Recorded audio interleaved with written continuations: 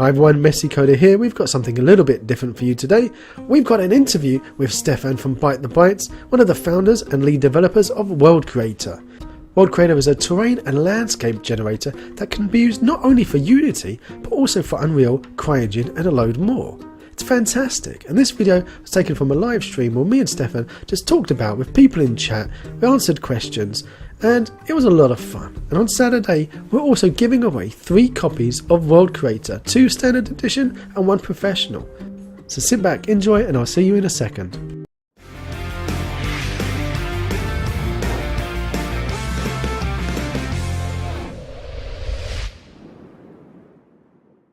Let me introduce Stefan from ByteTheByte. Over to you, buddy. Welcome to the stream. Hello, my name is Stefan from ByteTheBytes. I am one of the developers of World Creator. Hope you can hear me. Give a little bit of an introduction about what makes World Creator different while I tweak about with the settings. Yes, okay. First, hopefully my English is quite good enough because it's not that good, so I hope I can explain a little bit. So, I mean, World Creator is a terrain generator, and it's a completely procedural one. Well, actually, it was well in the very first version, it was only a procedural terrain generator. So it's like you put in some kind of a seed value and you just hit random, create a terrain and you get a random terrain. And there are the so-called filters that additionally just transform your terrain into something different, like, you know, like into a canyon or like in an alien world, or applying the erosion, so sedimentation on the whole terrain. And actually, we pushed World Creator also into the direction because we wanted to get away from the standard procedural stuff, like you don't know what you get actually because it's completely procedural, but also allowing you to design your terrain.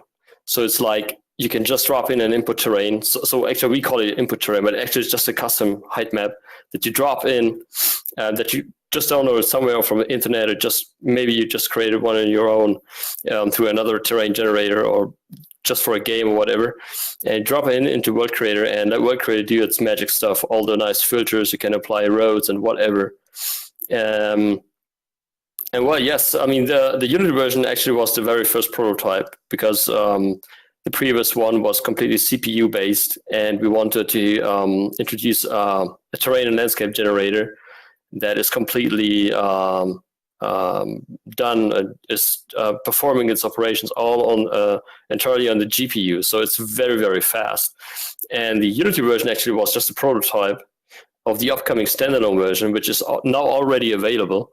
But we needed, some kind of a platform that we can quickly test the GPU implementations of the procedural content, like the erosion filters and the canyon filters and whatever. And also the combination with the design elements that we have, like the paths and the standalone version we have, also the shapes and the custom area and those custom base shape tools. It just can, raise mountains during runtime and so on. And and beside that, we also wanted to put in a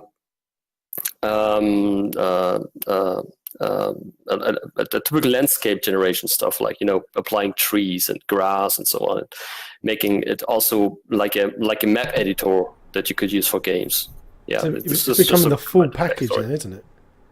Yes, and it just grows. It grows. It's getting better day after day, and we just finished a few more features today. So, yeah, it's getting larger and larger, actually. So, can I ask, do you have undoing yet? Yes. So we don't have undo for the Unity version, because this is also a very interesting story, because Unity natively does have undo, so you can serialize your object and then you can just undo and redo the stuff, and just does it automatically entirely. But when we designed World Creator, we use many interfaces to make it more modular and keep it very good in the source code design. And the time that you're using pure interfaces undo just breaks. You have no chance to serialize anything inside Unity. So actually, you would have to write your own action codes and implement the whole undo and redo stuff on your own. Luckily, and that's actually the good thing, is that nobody really missed it inside Unity, because it was like you have that kind of a real-time generator. So you just move the sliders and you see the changes. So it's quite easy to step back, something like that. But it was it was a big requirement for the standalone version, and we have the undo and redo now in the standalone. Yeah, it's available since 2 months or 3 months already. To be honest, I didn't notice that there wasn't an undo at first in the standalone. So, like, to be completely transparent with everyone, I was very lucky in that I must have caught Stefan when he was drunk one day, because I just finished doing some Ultimate Survival stuff, and someone had asked me about doing some world, like I'm doing the FPS face off, and I was like, I'm going to do a world generator face off. And I was talking with Adam, the developer of Gaia, and he always mentions World Creator as like a big inspiration. Like, you guys have got a fantastic interface, and what you guys are doing is great, and he basically loves your stuff. And so I was thinking, well, that'll be a great face-off to do, is like a really positive Gaia versus World Creator versus Terrain Composer versus, yes. and then I was like, cool, let's do it. And then I messaged Stefan, and it was like, yeah, sure, here you go. Here's the standalone version. I'm like, cool. Load it up, and I was like, oh my god, this is not what I was expecting. And I'll show it to you guys a bit later on in the stream. Because I was used to doing stuff in, like, Gaia's fantastic. The stamper in Gaia, I love it. But I'd never seen anything before that was so real time in terrain creation. It was, I mean, I'm coming up, like, I'm old now. I used to do things on an Amiga, like, talking about the days of an Amiga, video toasters, Babylon 5 type graphics. We're talking about Imagine Lightwave. So for me, that it takes you a couple of days. You come back and now you've got rendered terrain. So to have this in real time, it was amazing. And you don't even notice that you don't have an undo until your hand slips, and your world is destroyed, and you're like, what did I just do? Where did everything go? Okay, undo. Where's the Control Z's doing nothing? Revert back to the last save. I didn't save. I got carried away. Oh no! So, like, after that first time that happens, then you're constantly saving. Everything you do, you break wind, you save. You don't worry about it. And so now, if you're not past 60, you're not old. You're not old. Kiwi, I agree with you. If I'm not dead, I'm not old. That's how I'm going to say it right now. So the fact you've got undo inside the the standalone, I'm very excited. You've saved me from brown pants time. Awesome. You're also one of the I think Terrain Composer is also doing it, but you were the first to enable for the GPU to be doing all the work rather than the CPU, weren't you? Yeah, exactly. So we were the first for the Unity, definitively.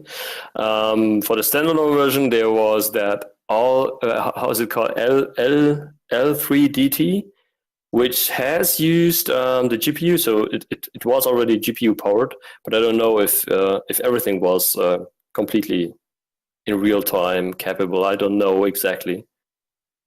So I mean, one of our goals in World Creator was like, anything you do, but really anything that you do, is like you just see it instantly. You don't have to wait for anything. It's just, move sliders, click something, drag something, just instantly see the results. That was one of the major goals, actually. So just out of interest, what's your guys' background? I mean, what training and experience do you guys have to get you prepared for such a mammoth task that is creating something like World Creator? Oh, it was actually a big promise. I mean, it's quite a few years ago. Before World Creator, there was an application that was called GeoControl, and this was made by Johannes Rosenberg. But while he got sick, he got a heart attack, and then he got paralyzed half side. But we already were in contact with him because we had another technology. It was about terrain visualization and so on. And we were talking with each other, and he told us his story, that what happened to him, and that he actually was looking for people that would take the source code of GeoControl and transform it into a new kind of an application, of a more advanced application, more advanced terrain generator. And yeah, actually, it came out that we just made a really good partnership with him. And then we brought World Creator version 1. Actually, World Creator version 1 was just like GeoControl, and but we fixed a lot of bugs and made it more stable. And at that time, many people, he had a lot of customers, but all his customers lost the trust in his product because he was like gone for 1 year after his heart attack. He was not available. He was not able to, answer questions for in this forum, nor answering any support questions. So people, just get very concerned about the application and just go away. And when we released World Creator, then we need to write all those people and tell them, okay, look, GeoControl is now back. It's called now World Creator. Now there's a company behind it, and we want to improve it. Because we believe in this product. It's really awesome. It's really great. It can do a lot more. And it was the time where I made a big promise. I just tell everybody that, look, World Creator 2 is coming. We are already doing the prototype implementation, and it might take about 1 or 2 years. But please do not lose your trust in this application. And yeah, it was just about 1.5 years later that we started the Unity plugin after we have done a lot of research on GPU generation. And it took it was about 8 or 9 months, something like that, after the first release on Unity. So this is actually the story behind that. So that's an inspirational journey of friendship and keeping a promise, and tragic also that being ill for a year, people weren't able to stick around and wait for him to get better and to give him an update. But you're here now, and you being based where you are, you've got a big connection and friends, I'd imagine, in the CryEngine world. And you mentioned today to me that you are able to support CryEngine with World Creator. Yes. So yes. Is that, are you keeping it with the standalone? Is there going to be any special features for CryEngine? Is there? Actually, the good thing about the standalone version is that it's not bounded to any kind of engine. It's like the more important thing is about how you export your data or how you import the data.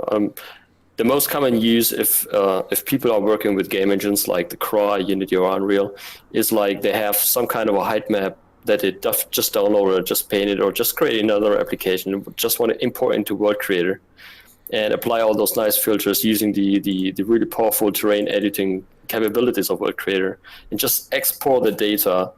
And that export needs to work very accurate to port it back into their game. And this is like a ping pong, you just port it back, you adjust it inside your game, then you export it again, adjust it inside World Creator.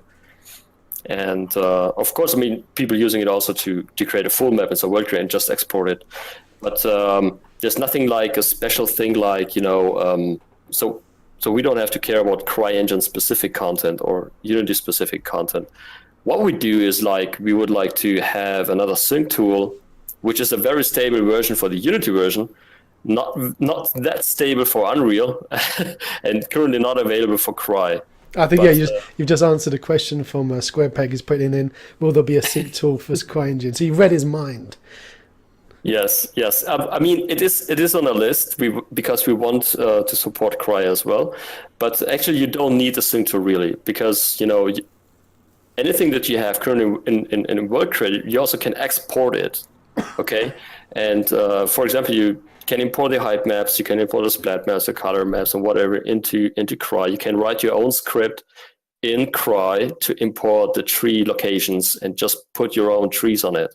The sync tool actually is just a small helper. It just helps you. It just makes the whole how is it called? The whole export more comfortable. It just takes a little bit more time.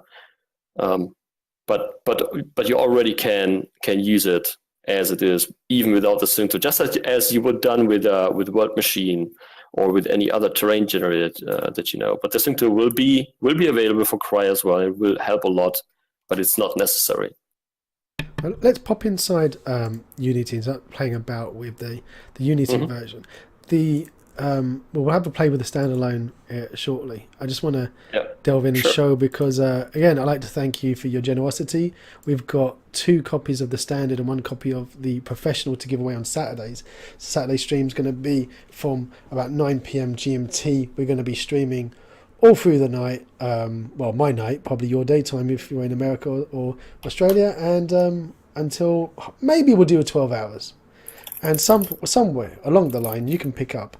We'll stagger it out, not all at once. 3 different copies of World Creator License for inside Unity. And don't forget, if you get the standard version, you can always upgrade to the professional one from inside Unity as well. Yeah. Question is, for people who already have the Unity version, are they able to get an upgrade to the standalone version? They just need to contact support at BytetheBytes.com. and just send us their invoice number. This is for verification reasons, so we just can check if the invoice is a valid invoice. And once done, we're going to send you a discount code. It will be the price difference, so you can upgrade. It's actually just a price difference for what you've paid in Unity to the professional or to the standard version, and you get that discount. So it's like the purchase that you made inside Unity will fully count it for the standalone version. And I do highly recommend the standalone. I mean, even if you're tied to using Unity, it's lovely. We'll see in a minute. But it also gives you the flexibility to use any engine that you want to use. Adam's asking, how do you enter the competition? All you need to do, mate, is come watch the stream, click follow. Make sure you're following, which you already are, and do !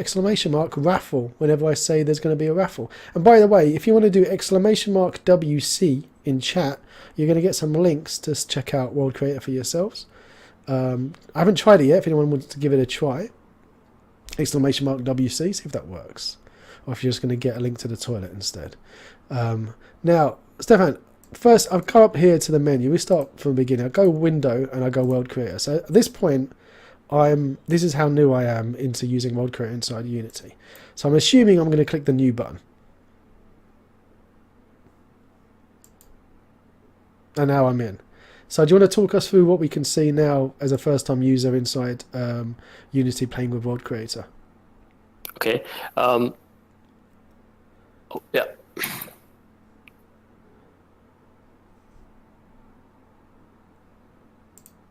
Excuse me, did I? Yeah, I'm trying to. Here you go. Can you see my? You should be able to see it on Discord. Yes, I can see it. There you go. It'd be good if you could. Yeah, if I could actually share my screen with somebody as I'm asking them to talk me through something, would be helpful, wouldn't it? So there we go. We've got the little menu at the top here. You can see World Creator. It looks. I mean, if anyone used Gaia, it looks a bit familiar. You know, it's a simple interface here at the start to generate. I've got a tick here, so use my GPU. I'm going to use that straight away. Yeah.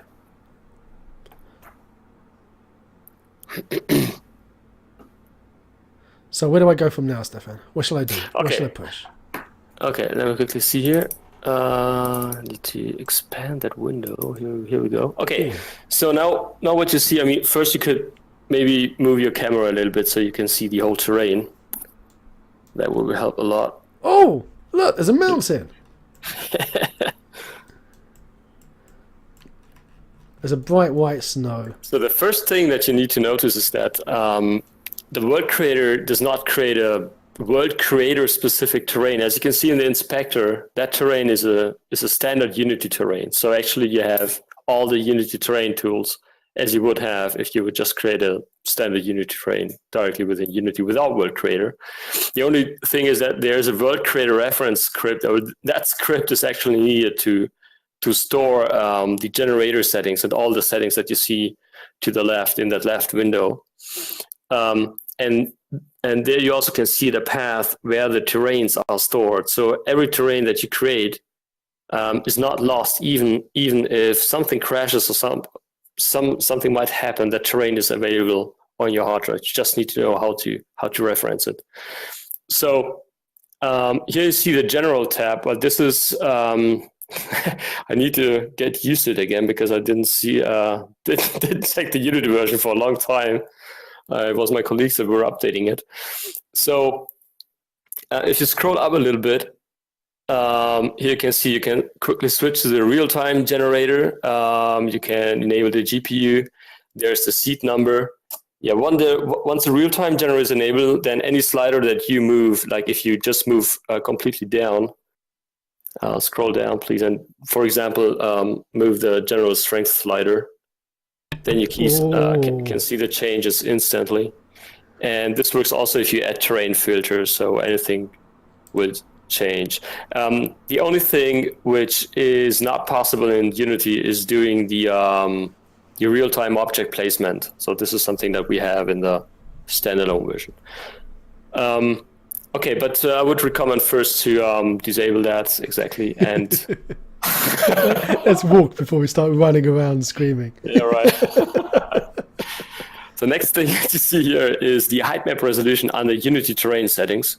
Well, actually, these are all, again, just helpers. These values just change the values of the Unity terrain. So you have now a resolution of 512, which is quite low. If you increase to maybe 248 and hit generate below. Should I do all of them up to 248?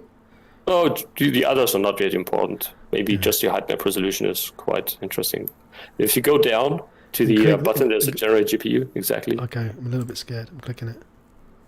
Now, you can see you have a much higher resolution, so you have more details, a lot more details that you can see here. Nice. Yeah, but be careful with the height map resolution. I mean, in World Creator, we support a maximum height map resolution of 8K. Basically, the Unity terrain is not designed to support 8K. So we've done actually a small hack to do this, but we do not really recommend it. Okay, using it inside Unity. So the maximum that you should use when working with Unity with a single terrain instance is 4K. Also, the things that you might recognize is if you hit the generate button, then the small button, a small window pops up. If you just hit it again, please, there you get generating terrain, and then so actually the generation process is extremely fast, but feeding the data into the Unity terrain on the other side, which then creates all the lots. Depending on the camera distance and the camera view, this takes a little bit of time. So do not compare this with the standalone version because the standalone is it's not the Unity terrain. Oh, hang on. Okay. Let me just yeah, sure. turn off some because we got the Twitch chat getting in the way of the interface. So let's just hide that chat box there and my big head. I know. I'll tell you what I'll do, guys. I'll put this window right at the top, and that would actually be helpful. So let's put this Unity window right at the top here, and there we go. Everything else is out of the way. Now everyone can actually see the interface a lot better. So that's better, guys. It's a lovely big head. It is a lovely big head. Stefan, I'd just like to point, my wife has joined us. She's ill in bed and she's managed to just join into chat to say hello. Hello, baby. Hope you're feeling better. Hi. So, okay, back inside Unity. I've docked the window on the left as we had request to dock that. So now we've got our nice snow-capped mountains. We've got on the left here the terrain settings. That is just going to be an extension and an improvement of what we've got here with Unity. So at this point now, are we able to use stamps as we would in something like Gaia if we've got some height maps that we've got saved on our desktop? Well, yes, but we do not support multiple stamps, so it's like only one step stamp for the Unity version of World Creator. There you can, the setting can be found under input terrain settings. There you can drop in an existing input terrain, for example. I mean, we should just do it quickly. If you scroll out a little bit in the scene view, exactly, just a little bit more. And now, for example, please go on game object in the Unity menu, and at the top in the Unity menu. Yep. And go to 3D objects and click on terrain. Yeah, here we go. Okay, now please move that terrain beside the World Creator terrain so you can see that. Here we go. Okay. Okay, and now please go to the first Unity terrain tool, which is like raising terrain. It's this one here. Exactly right. Yeah, and just paint something on it, like a larger mountain or whatever. Yeah. Make it bigger. Yeah. Exactly. That's a lovely. You can see that I used to teach art. Look at that. You can just you feels like you're there already, doesn't it? It's beautiful. Okay, so this is our wonderful. Yeah, and I'll click again on the World Creator terrain, please. Exactly, and now scroll down a little bit until you see the Unity the input terrain settings. And now drag and drop this terrain into that field down here. Click no, it's not necessary yet. Okay, and now hit generate, please. Oh! Okay, here we go. So now what you see here is the World Creator has taken that terrain, and you can see that it already applies its basic random noise on that terrain. You have these borders, but you can get rid of them later on. And now, just for instance, if you scroll down a little bit further and click on Add Terrain Filter, and now select, for example, the Canyon filter. This is a really nice one. I love that one. Oh, this this reminds me of the standalone. That's what I loved about. I'm in love with World Creator.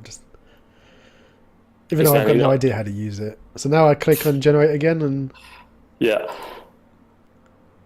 World Creator is now applying that Canyon filter additionally to that input terrain. So actually, what you've done is actually this is the very basic stamping of the Unity version. It's like you just can paint your own terrain or just import an existing height map and apply the filters on it. So what is really interesting to notice is that if you check the Unity terrain, if you just click on the Unity terrain in your hierarchy window and go to the terrain settings, please. Right, then you have there is something that is saying height map resolution, so it's a 513 pixel height map. Yeah. But the World Creator terrain is a 2048 K height map. So what you have here is like a virtual enhancement of an existing terrain to a higher resolution. So that's an interesting feature, actually. When applying the filters, and you can apply tons of filters and use masks to create biomes and so on. It's quite a really powerful design tool in this case here. Well, that's straight away we just started mucking about and creating a somewhat bizarre world with just a couple of clicks of the button. And even when I was playing about with that generate in real time, that was exciting enough. But I do feel the need of being careful. I mean, caution is key here, because as you say, clicking on that generate, if I already have something I've made here, and then I accidentally adjust something or drop something in, and I generate again. That's it. I've lost. But have you got, like, do you save a history here in the path? Am I able to go here and actually manually save them, like back it up? Well, actually, you can save a preset of your current settings. It's in the World Creator window at the top. They're saying save preset, and they can just save it out to something different. Okay, cool. And with the load preset, you can reload it at any time with all the settings, so like the texturing and all these objects. So what differences do we get between the Unity standard version and the Unity Pro version? Oh, let me quickly think about it. I think the standard version only supports CPU generation, so it takes quite a lot of time if you go for high resolution terrains. I think the input terrain system was not available in the standard version. And a few other things, I think the resolution was limited to 4K. The Pro has 8K.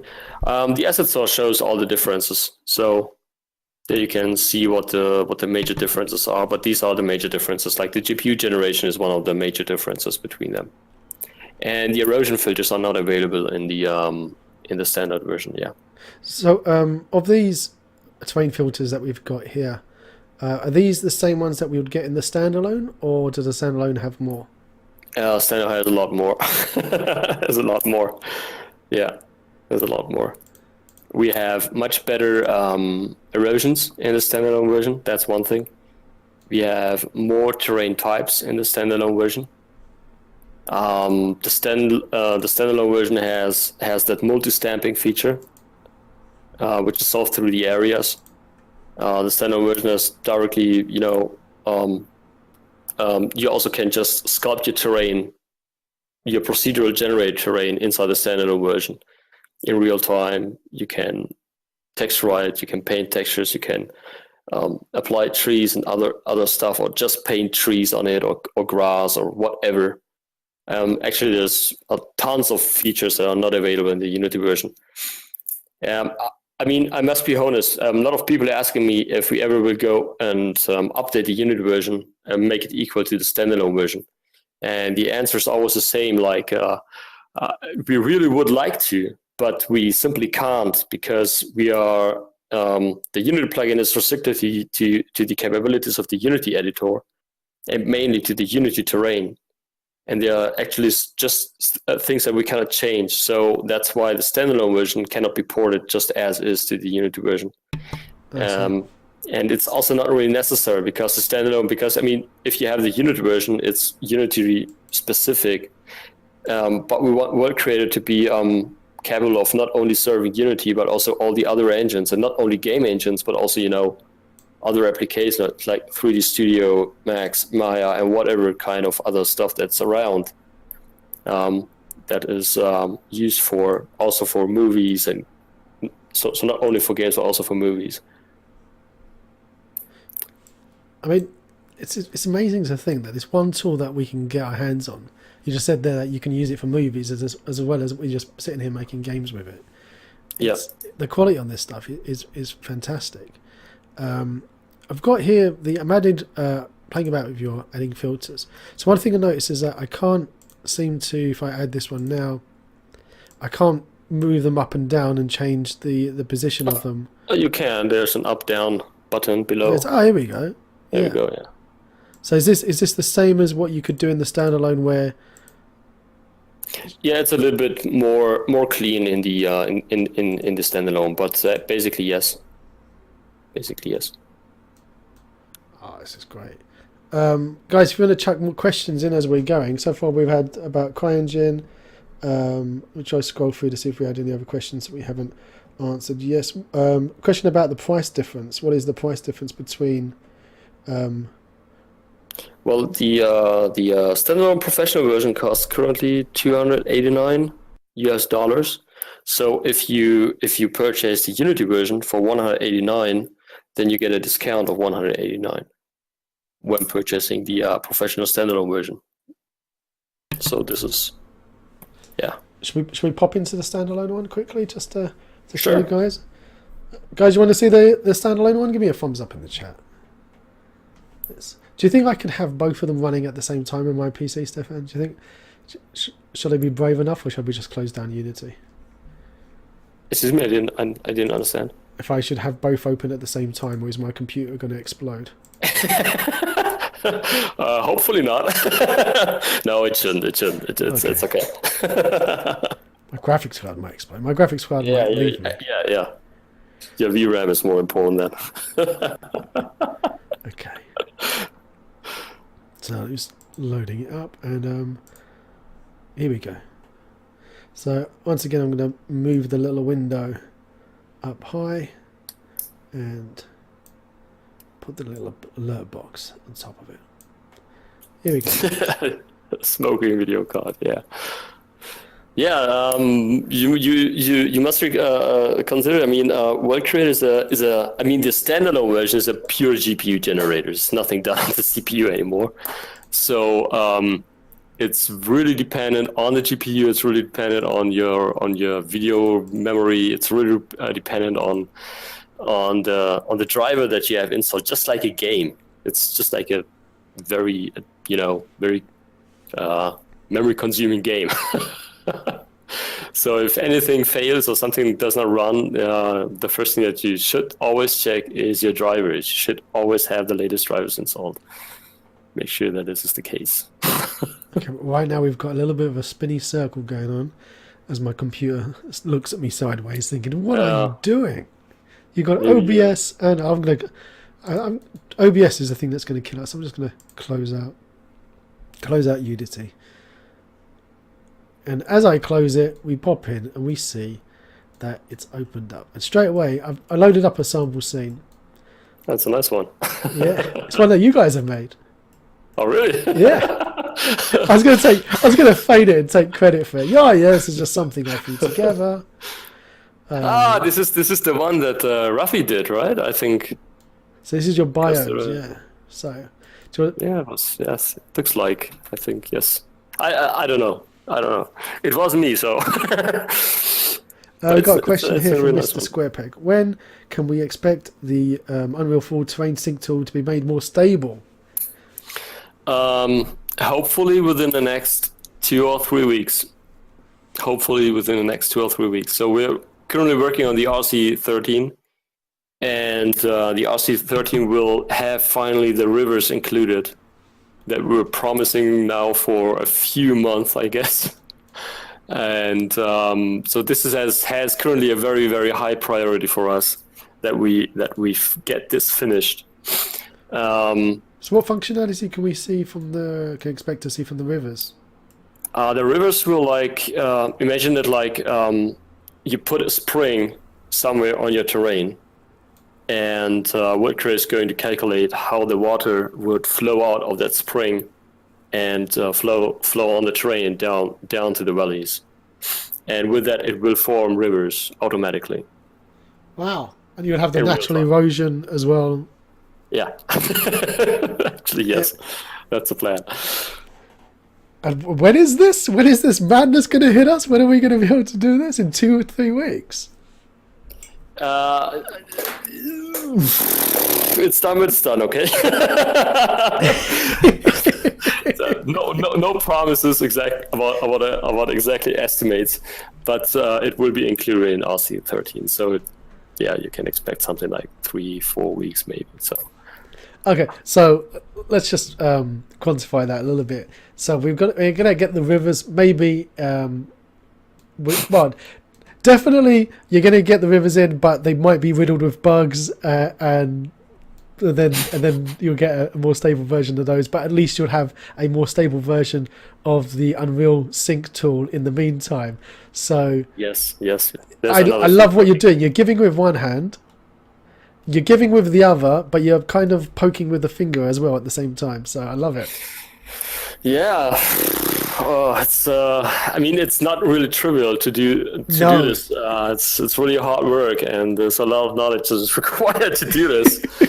And sometimes just things don't turn out to work as intended, and then we need to find another workarounds and so on. So, yeah. Oh, how do I turn off the autosave? Yeah, I think, yeah.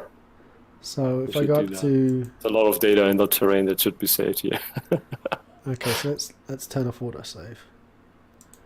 And there you go. So actually, it's been a while since I've played with the standalone. Oh, went into the terrain there. And like you said, you told me today that a lot's changed and the UI's changed. The UI's changed a lot, and I'm a little bit lost now. Okay. So from what we've got here, we've got the surface, we've got the textures, we've got the scene and the areas. The areas, and the areas is where we're creating the biomes, correct? Exactly. Oh, it's not only. The areas are a multifunctional tool, and they're so damn powerful. It's they are used to, for example, paint filters. So on one hand, you can use them to paint erosions, to paint later on sedimentation, to paint rivers. You can use them to paint canyons or whatever. This is a bug. This needs to be fixed. You can use them to paint textures, to paint objects. You can use them to import height maps, or just to create your own height maps and edit the terrain. You can use them to edit the generated surface. What else? There's you can use them to create the how's it called, the flow maps. You can use them to calculate the difference between the filter that has been applied to the terrain and the changes of that filter on that terrain. You can use them as mask or weight maps. There's really a lot of stuff that you can do with them. Really. Does the order and how they're sorted here make a difference then? Are they blending one into the other, or? The order is important in case of if you're using with height maps. If you're using height maps, then the order is quite important. But we are planning to also make this important for the blend maps as well, because the blend maps are mainly used, for example, to apply filters, to paint filters, textures, and so on. And so there will be also for the blend maps operations available, just like for the height maps. But maybe it would be cool if you just start on a new terrain quickly. Okay, we've got here on the left-hand side a load of funky little icons. Do you want to save your product? No. Just start with a crash. So here we go. Virgin soil. Exactly. So we just updated today the terrain height range. That range slider that you see to exactly that one has moved completely down to the fractal noise properties, and now you also can import height maps from any engine and also tell World Creator within what range the values are. That was currently until now it was an issue to import height maps from other game engines. Because World Creator just took the data and transformed it into its own space. But now you can tell World Creator into what kind of space it should be transformed, and the same when exporting the data. So a few more things have changed as well, but nothing really critical. The things that I really like. Yeah. Just try it out. I mean, you can go to let's do it. I've got some height maps because. Okay, just go on to the areas tab, to the top that map here. Yeah, I click on add area. Cool. Yeah, and now select. What should we call it? Where do we got here the name? However you want to call it. Stefan Land. Okay. So check that has height map. Okay. Yeah. Yeah, and now you already have a height map on the terrain. For example, you now could just start editing it by click on edit height map. Just where's that? Below. Oh, at the bottom, right? Scroll down a bit. There you have a few tools. Just start painting on it. Skull Island. Nice. There you go. Wow, they also showed There are also shortcuts available that you can use to paint stuff and raising mountains, whatever. Ooh, that's a bit pointy. Yeah, you can. Where's the undo? Hang on, what's the undo? Undo for height maps is not available. Oh, not yet available. It will be in the final state. But you can, for example, uncheck the continuous painting. Just a little bit of, and then you can. It's not raising that hard. You can see here. Oh, okay, cool, lovely. And now try out the border blend range of that height map under the height map property. So click on Done Editing Height Map. Yep. And there you have a border blend range under height map properties. This one here, yeah. Exactly. Just move the slider a little bit. There you can see how it blends with the underlying terrain. Guys, you see, this is real time, boys and girls. Real time, we say. Oh, that. And you can use you could also use the height offset and the height scale to further adjust it. Look at that. Now, there we go. We've got our subterranean little land here. That is nice. So this is fantastic. If you make a little area like that and just sink down into the earth, and then you've got because we were playing about with the forest just the other day, and we tried to recreate the forest, with Unity tutorials. We've just made our big volcano, inverse volcano here. Yeah, and just drag the area. Move your mouse over the area and drag it around. Oh, nice. We got a question. Does this work with Wacom and other pressure-sensitive tablets? Yeah. Wacom tablets, next support in RC14. Really? Yeah.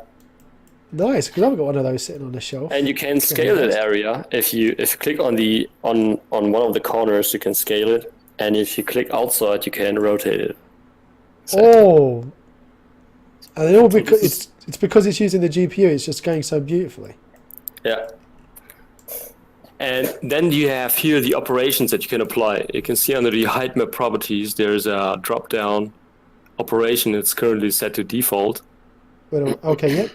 Yeah, select, for example, addition.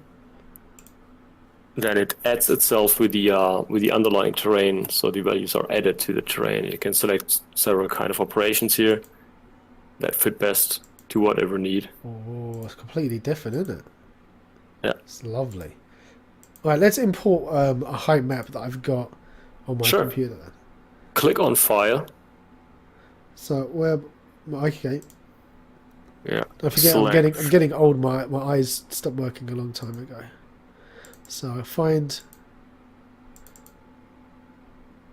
Okay. I'll go with this one here. Okay. So here we go. So let's put that back to default, right? Yep. And I'll scale it up a little bit. I would recommend to you can also use the fit to terrain size. It's at the fit to terrain size a little bit more up. Where was that? There we go. Fit to terrain size. And in this case, because we want to see your height map with its full extents, I would recommend to move the border blend range under the height map properties completely to the right, with all these values completely. Yeah. Now it covers all the entire World Creator terrain, and you could, for example, also increase the resolution a little bit, maybe 2K or something like that here. Oops. Yeah, 2K is enough. And then use the height scale below a little bit to get your mountains ranging up. And the next that you can do now is, for example, is to switch to the surface tab, which is the mountain one, exactly. And you select, for example, the precision to 2 meter. Oh no, I'm sorry, 1.5 meter. Where are we? This one? Yeah. Now you have higher resolution terrain. Now you have a 4K terrain actually. Oh, nice. And now go to the filters. Yep. Add a layer. Add a filter. Yes, this is what we're talking about. Yeah, select whatever filter. Maybe the what's let's go. I love Candid sand covered rocky cliffs. Here we go. Nice. Try it out. It comes out. Ooh. There we go. So it transforms into something smooth different. This out a little bit. Yeah, you can smooth it. Shall I add another one?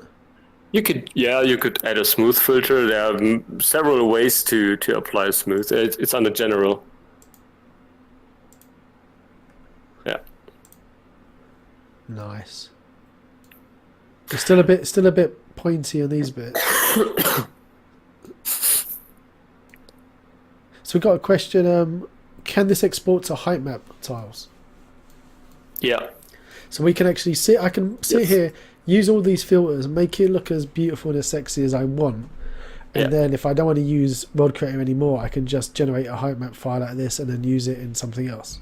Exactly. There's a small button at the top right corner. It's like an export symbol under the options. Oh, this thing here. Yes, exactly. I thought that was exit. Okay, cool. Oh, maybe. Okay, it should change the icon then. Ignore me. I'm the worst customer you've ever got, so don't worry about me. Spend 20 minutes trying to find the add button. So you got the erosions. What kind of? Because these are the things that make, especially mountain terrain, come to life. And then I say, okay, this erosion's like this is too strong. So then this is too strong. Yeah. Yeah. That's so by far too strong. Yeah. So what I do? I would recommend to use just remove that erosion filter. It's not the best one. I don't like it that much. And add another one. I just told you that I'm the worst. I choose all the things you don't like and ask you all the questions that. When is this? Does this work? No. Is this going to be in there? No. Use the erosion fluvial is pretty nice. Yeah, try that one. It's actually this is one of my favorite erosions. This is pretty cool because it also has some sedimentation. Yeah. Included. It looks pretty interesting. To be honest, I mean, I used to use World Machine and I would sit there for ages, and even on because I'm a lovely guy. I built my wife a beautiful gaming PC, like a beast of a PC, and just as she sits down to play a game, I say, I just want 5 minutes. I just need to make something in World Machine. And after about 5 hours of trying to export my height maps from World Machine, I loaded up this for the first time when I first got the license for this, and it just feels like you've got a real-time World Machine. So everything that you can do in World Machine, you can do it here, but you just don't have the nodes. So you don't draw by nodes to be able to do stuff. Oh yeah, the nodes is always an interesting discussion. Why did we use a layer-based system, not a node system? I'm not a big fan of nodes, actually. I don't like nodes. We have another tool which is called Shader Tool, and I mean that one is used to create, cool effects for programmers. And there we use nodes actually.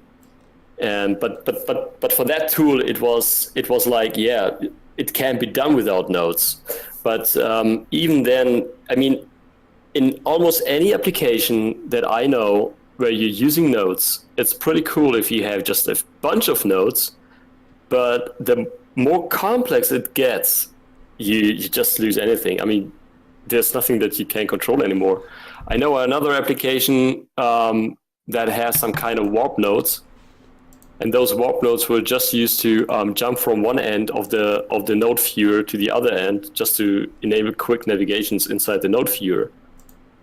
So, if you come to this point, that you probably should think about, not using nodes anymore because you need such a thing. So, yeah. So I'm not a fan of nodes.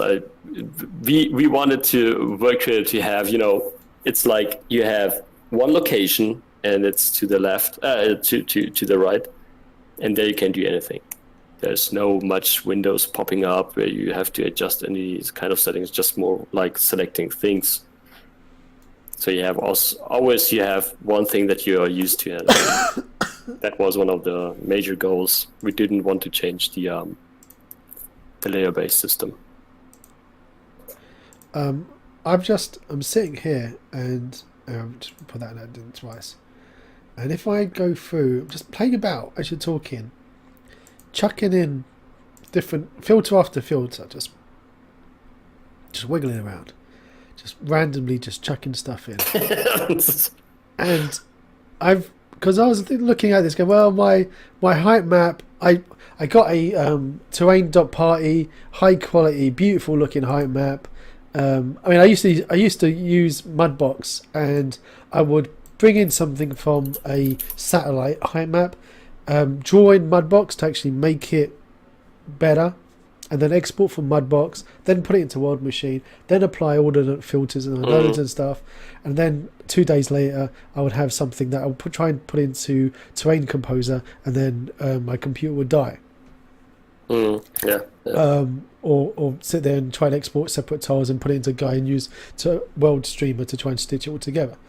This at the moment, if I turn off these filters so everyone can see, so if I sit there and then again, this is real time. It beggars belief that, I mean, my computer is not the best. So here's what I imported in. This is and I just moved it down a bit. I'm not a big fan of this Canyon Rocky Cliffs because it just makes everything go nuts. So let's remove that one. Yes, I'm sure. And this is what we've got from my height map. It's boring. I look at it and it's not as sexy as I thought it was. It doesn't look like the pictures do. And I go ticky and I just start adding on, and you just start seeing a different world emerge with each one of these filters that we're adding. And I can sit here and move them along, give it more preference here. And actually I want to say, no, I don't want you, but actually I'm not going to delete you. I'm just going to turn you off because I might take you back later. And that's the other thing I love, is that if I'm not sure, because I could have sat there and edited all of these little sliders, and all it takes is for me to remove it and then an hour later decide, no, actually I did want it. So I don't need to remove it. I can just disable it. And then when I change my mind, or if I want to play about, I can always bring it back. Yeah. And now look at this. You can do another trick if you want. Tell me, teach me, Obi-Wan. It's just a really nice one. I quickly think. Go to the areas, please. Yep. I just want to answer a question to SquarePeg. This is a height map that I have, a ready-made height map that I've imported. But SquarePeg, are you asking if someone's made a detailed height map in World Creator and you're importing that in as a normal height map? And then I'm going to assume it will just get treated as though you're importing in a standard height map. You have a kind of blend system for your imported height maps, where it's at the highest level your height map is not modifiable by filters. Yes. We just want to say thank you to the World Creator community who had dropped into the stream tonight, because was it, I think SquarePeg posted it on the Discord, the official Discord. So we've got some fantastic people here answering questions at the same time quicker than us. Zubin in the chat, Wagwan, my friend. Thank you for joining us on this stream. So we're in the areas menu. Just want to show, because Rybok asked about it, or was telling it. Click on the show blend map, please. Here, there's a checkbox below your mouse. It's called show blend map. Where's that? How far back? Just a little bit more down. There we go. Okay. There we go. A little bit up. There you go. The show blend map. Then we can see a little bit better. And now zoom out a little bit. Exactly. And now adjust the level step slider down under the height map properties. There's a level step slider. Okay, if you there you go.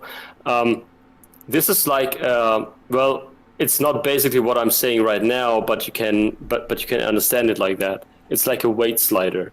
It just tells World Creator with what kind of strength the height map conquers the underlying terrain that is created by World Creator. For example, if you move the slider to the top right, there you go, then your original height map has more strength and completely, owns the terrain. So at this point, World Creator has not that capability to include his filters with a higher strength. So So if way you to want the to, left, I'm yeah, basically it's now forget about it. exactly. So the best results can be achieved something about level step 5, 6, 5, 6, or 7, something like that. Gives you really good results. But if you want to Nice. keep your height map at an original state, then you have to move the level step to the maximum, but you still can use all the terrain editing capabilities of World Creator. You can still paint textures and whatever, but the filters do not have much effect anymore at this point here. So just before you give me another little cheaty, I want to just ask, because somebody's mentioning it in the chat, round planets. Planets, yeah. 2018, end of 2018. No way! Come on!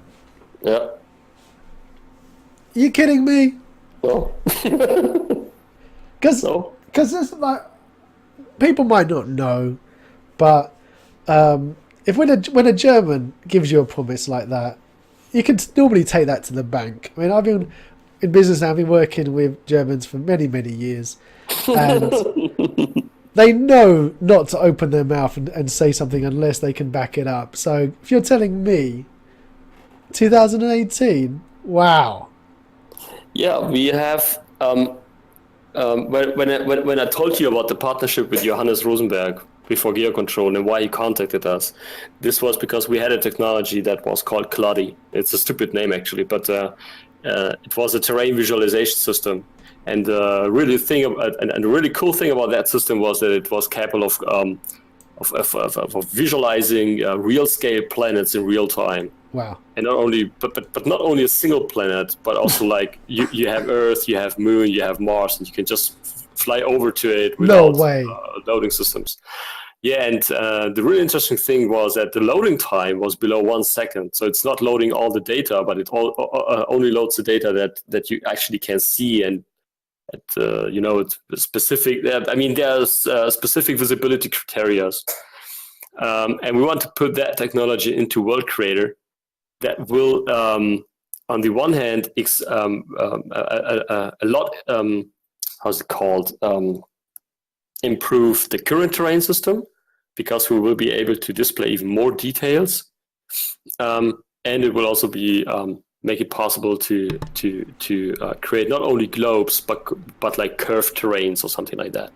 So actually, there are no limits in the terrain visualization in that case. I mean. We will not be able to create or to generate real-sized planets in real time. This is not possible. We cannot create. Okay, this is it's not possible. But it will be still GPU powered, so it will be faster than on any CPU with whatever kind of cores. It will be still faster. But imagine something like maybe a 32K planet. Which can be done in real time. Stefan, this preview window with the render and the lighting does look familiar. Yeah, it's Unity rendering. So the standalone is still utilizing the power of Unity. Yep. Beautiful. Yeah, we used Unity for this. Yeah. It was like a how's it called? I know how to say in German. I don't know how to say in English. It was like a present, like Godsend present. I mean, really, Unity. Teach us some German. Go on, throw it in. Es war ein Geschenk Gottes. Unity ist ein Geschenk Gottes. So I would say Unity is like a present of the gods. It's like really honestly, it's a really powerful engine. It's absolutely easy to use. It's straightforward. It is extremely stable.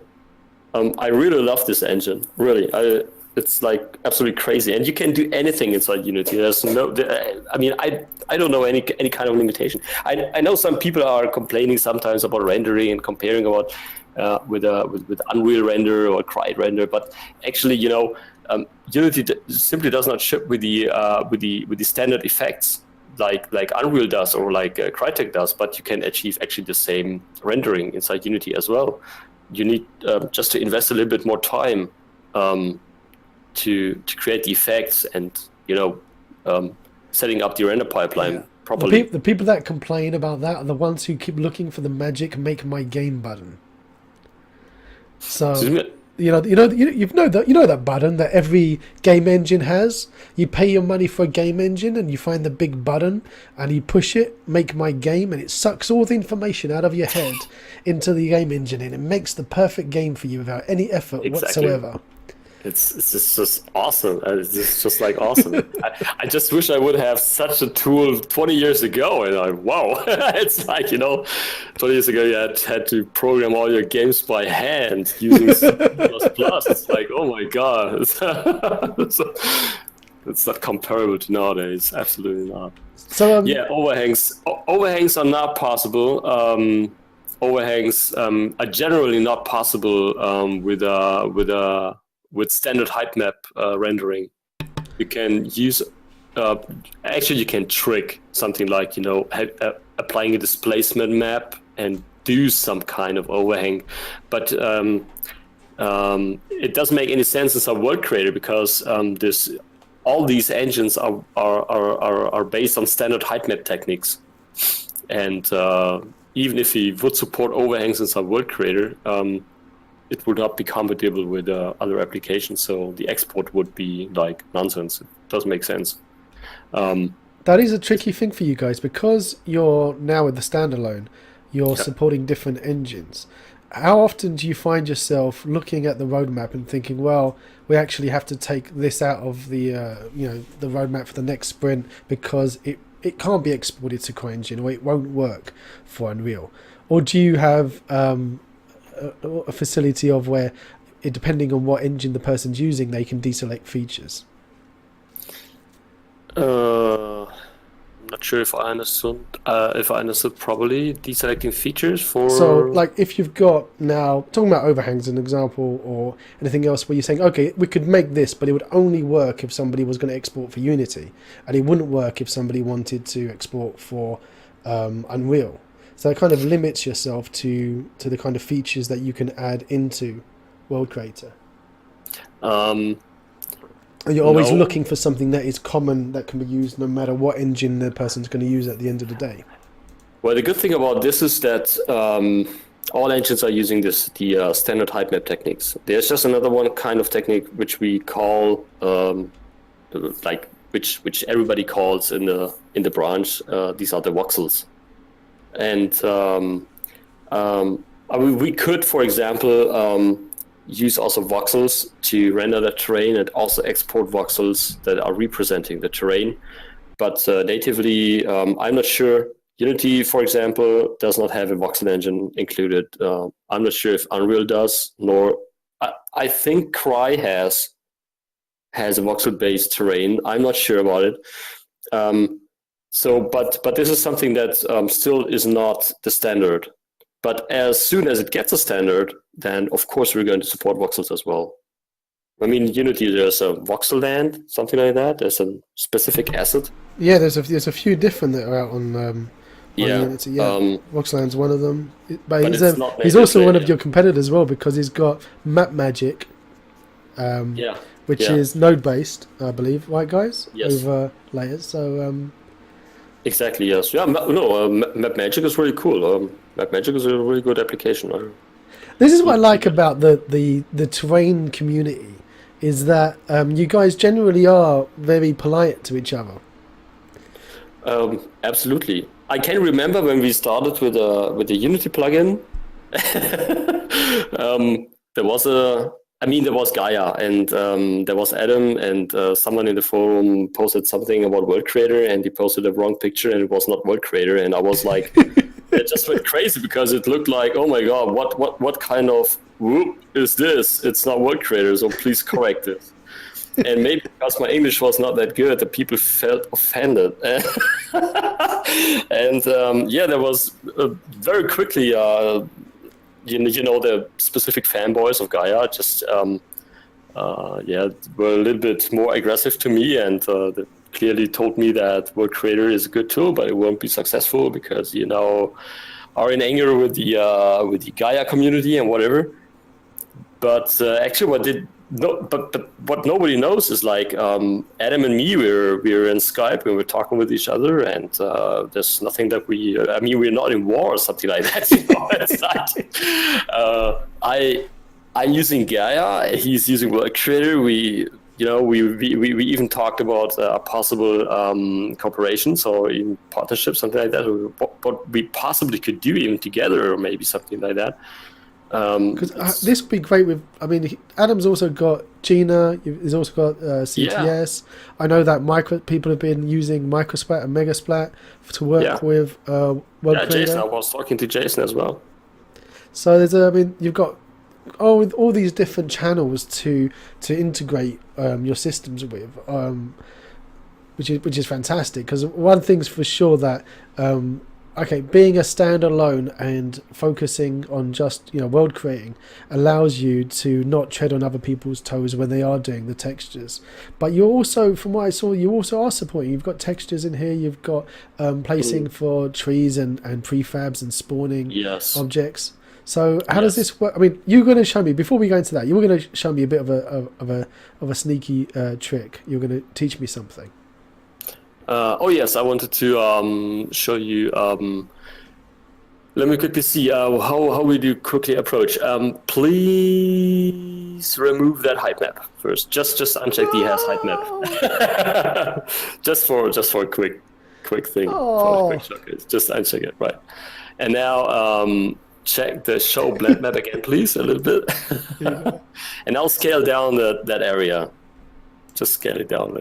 Scale it to whatever. Yeah, exactly. Yeah, that's okay. That's okay. And now switch over to the surface and the filters.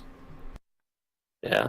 And now there's an area drop-down field that you can see beside the area under the name. Exactly. Yep. Now select that one. And there you go. Now you can see that World Creator is now applying these filters on that area only. That is tasty. So if I go back in here and I'm moving it over here, there you go. And then I pop back in here. Nice. And so you can actually use them here to create, for example, biomes or even painting the filters. Ooh, that is tasty. This would be some kind of a nice trick here. And then we go back into here and oh no, don't know about that one. This is nice. And you've got correct me if I'm wrong, but wasn't there one that you can actually paint the shape of what you want as well? Yeah, you can if you click on edit blend map, for instance. So then make just clear the blend map first, and it's more obvious to see. Under the blend map properties, there are several buttons. There's filter, file, save, filter. Just clear it again. Yeah. And now if you select a brush and increase a little bit the strength as well, scroll down. Yeah. And if you start now painting, you're actually painting the filters now on the terrain, because the area is applied to that filter. That is nice. So this could be used to paint erosions and just fine tune the canyon stuff and so on. Build up rocks. It just depends on what kind of filter you have applied, and several interesting stuff. Another thing that is of interest, if you just remove that area, please. Just remove all. Just add another one, please. And now click again on has height map. And now select the operation to addition. Right. And now go to the edit height map. Oh no, not the blend map. Edit height map, right. And now start sculpting directly on the underlying terrain. Nice.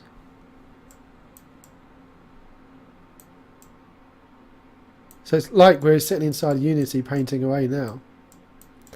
but I'm restricted myself to I can do whatever I want, and then I just can't break here. But it's nice that even though I'm painting in here, it distorts slightly the world outside it, just so it goes nicely. It doesn't have this sharp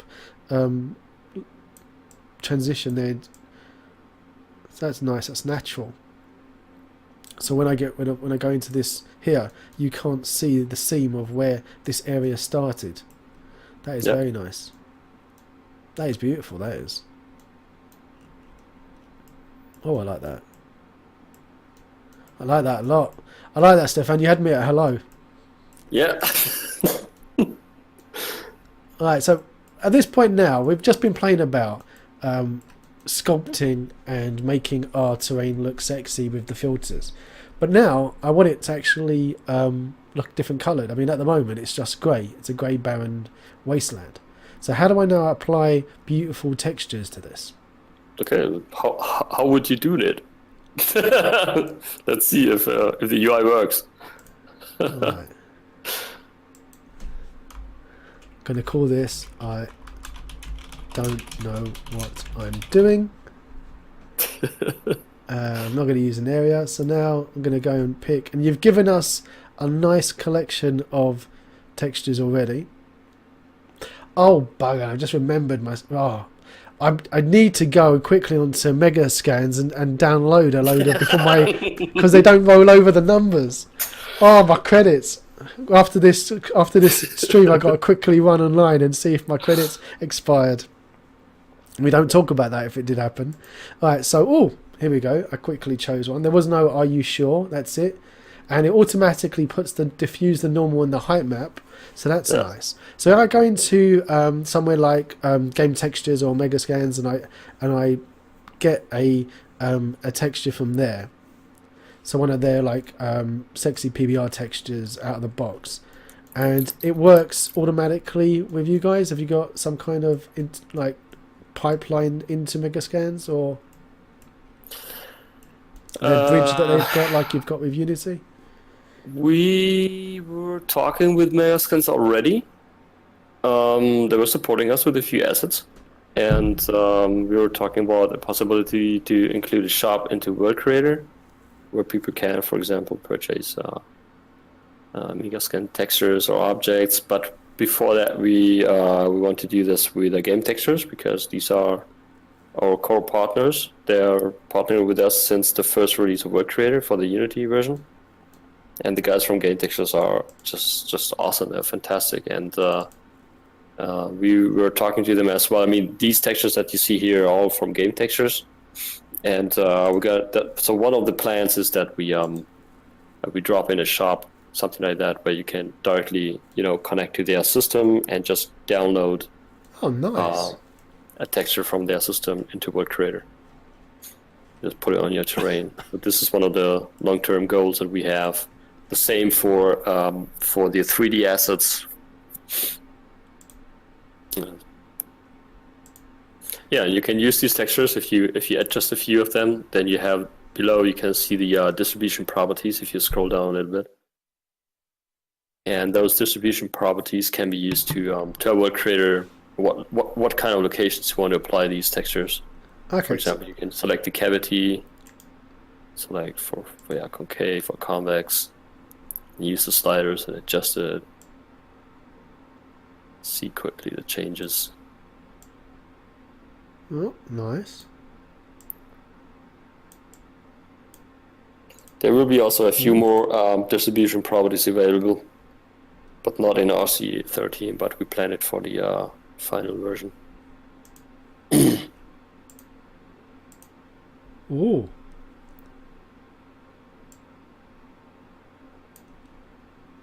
So I've got, nice. Yeah. You could just spend hours sitting here playing. You can also use gradients, create your own gradients, shade the textures. You can import a satellite image and completely overlay it on the terrain. Really? Where do I do that? This is it's a right nice trick. Let's say the last texture, that brown texture that you have there, would be your satellite image, okay? There's a small icon. Yeah, exactly the same row that you were with the mouse before. Just go up a little bit to the right. Exactly. Just click on it. And please select and deselect the first textures. Just disable them so we can see it. Oops. Yep. Okay, and now click, scroll down a little bit because we have it distributed along several things.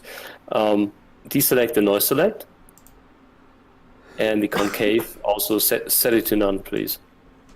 There you go. Now you have the whole texture applied on the entire terrain. Oh yes. There you go. Yes, so this could be, for instance, an satellite image.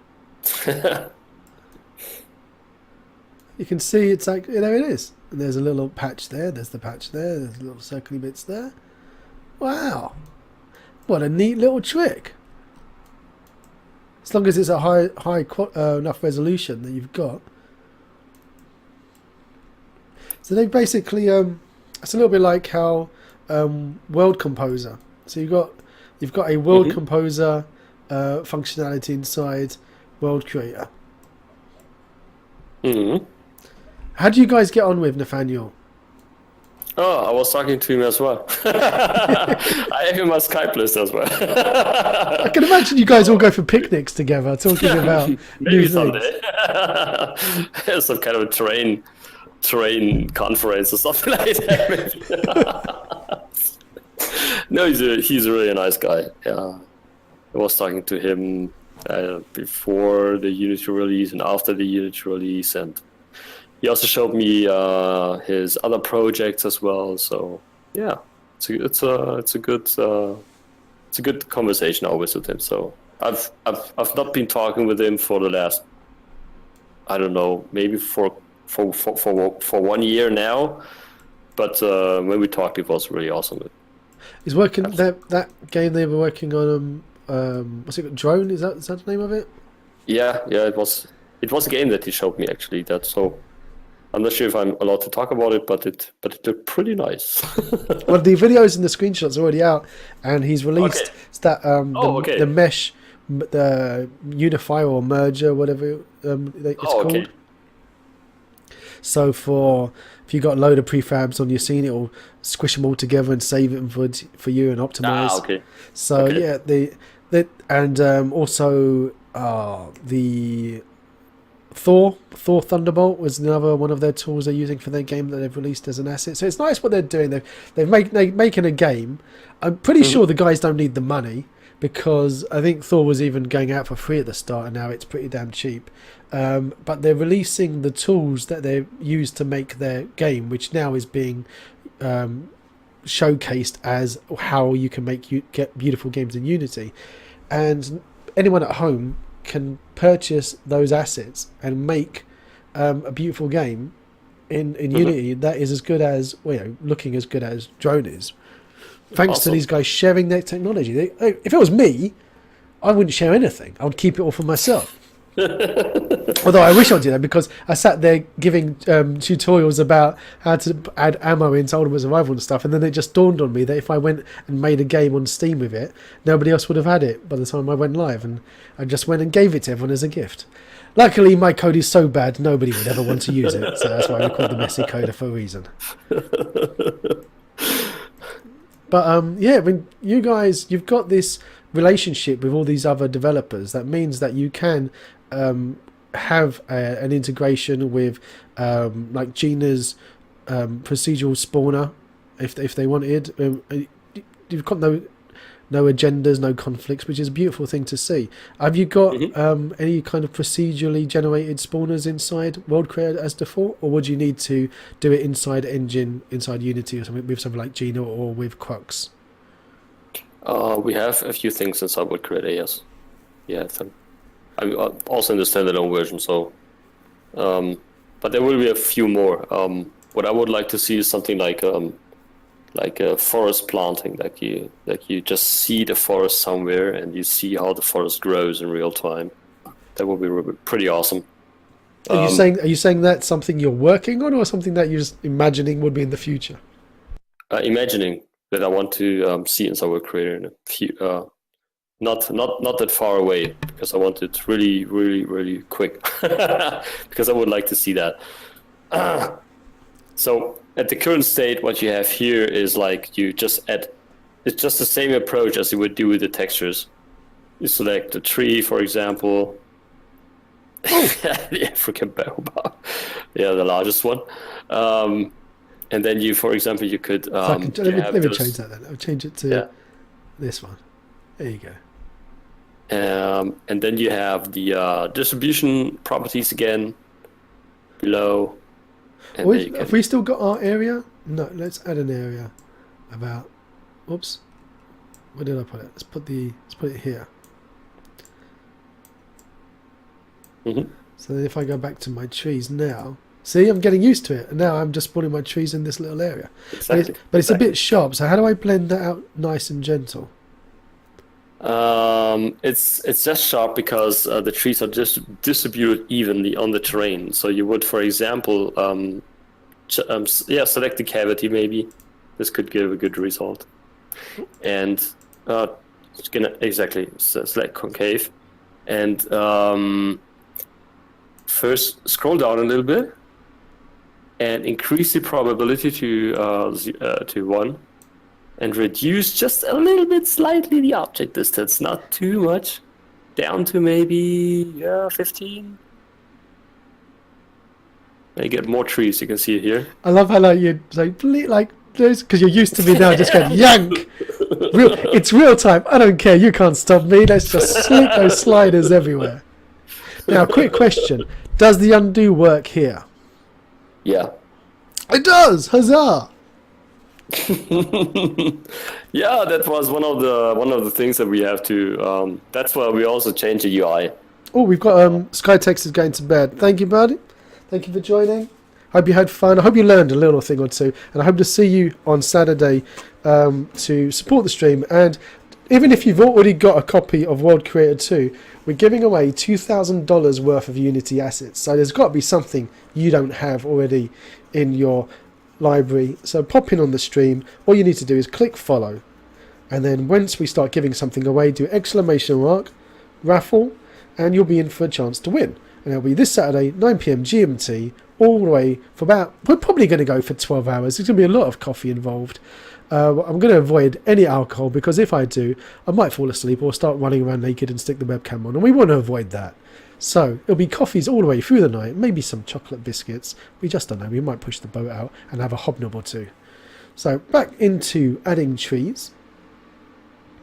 Have we discussed adding tiling yet? No, we haven't, and a very good point.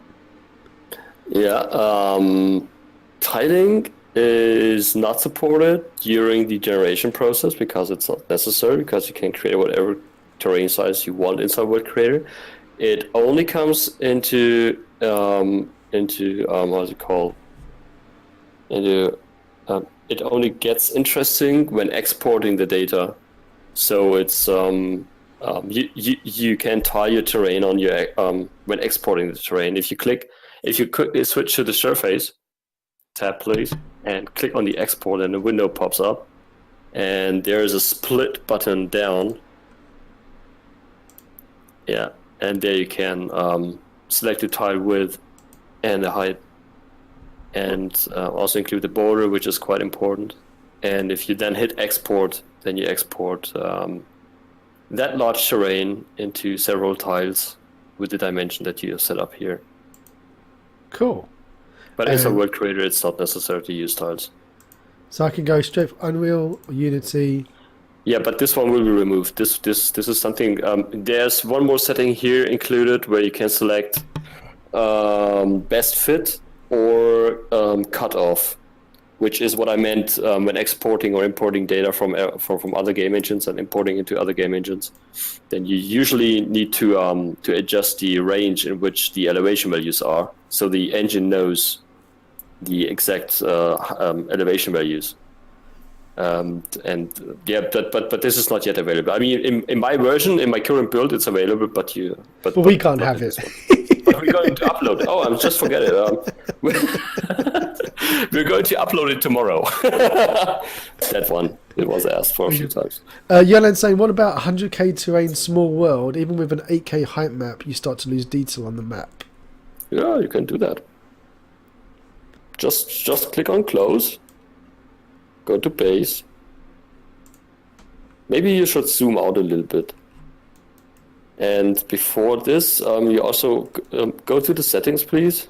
To the options. To the camera. And there's a checkbox called, where is it? Auto clip planes. Turn that on. And now go back to the base. And now go to the set the precision first to 1 meter. That's even too much for a game. And now just enter a large value into terrain width.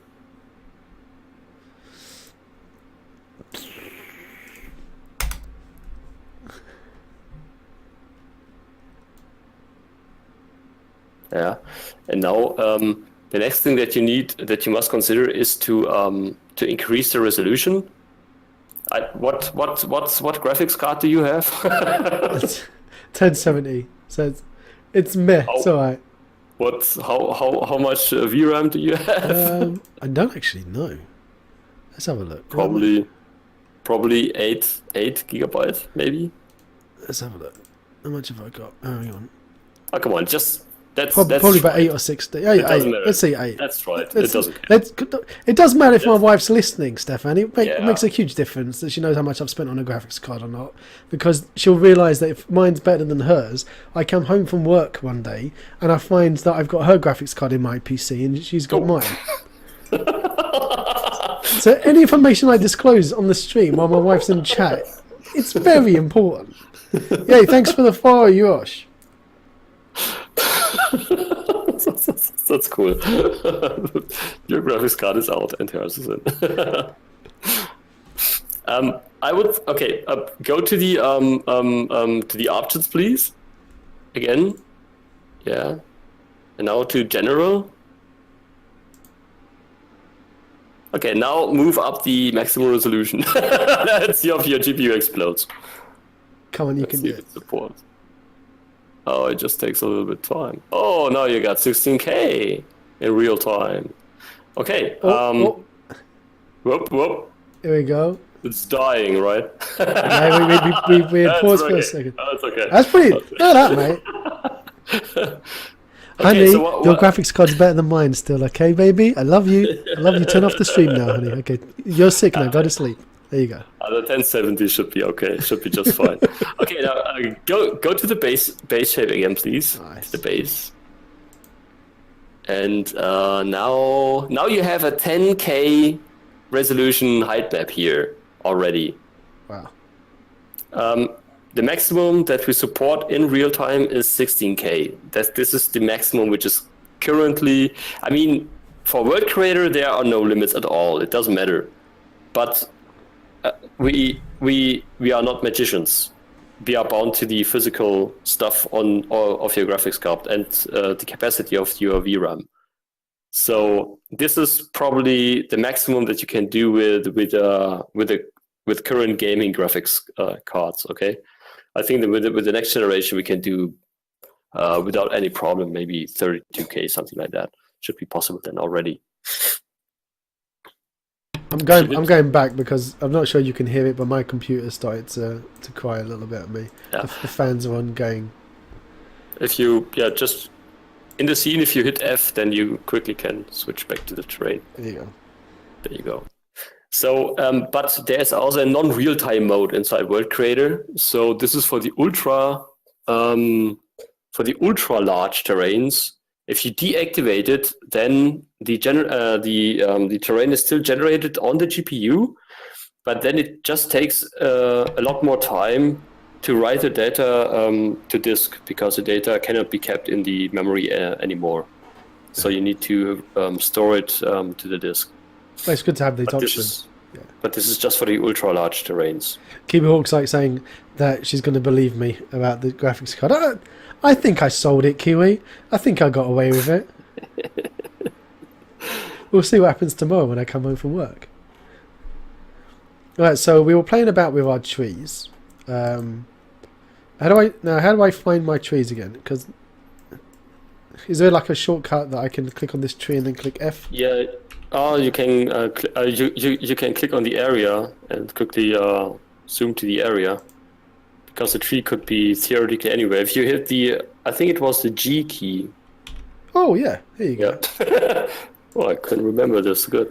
You got a good memory there, mate. Yeah, we're starting having features which I just don't know, and just playing around with World Creator myself and just find, oh wow, I didn't know that it was possible. Do you find yourself reading the release notes more, guys? Sometimes, when did that get in there? When did we implement this?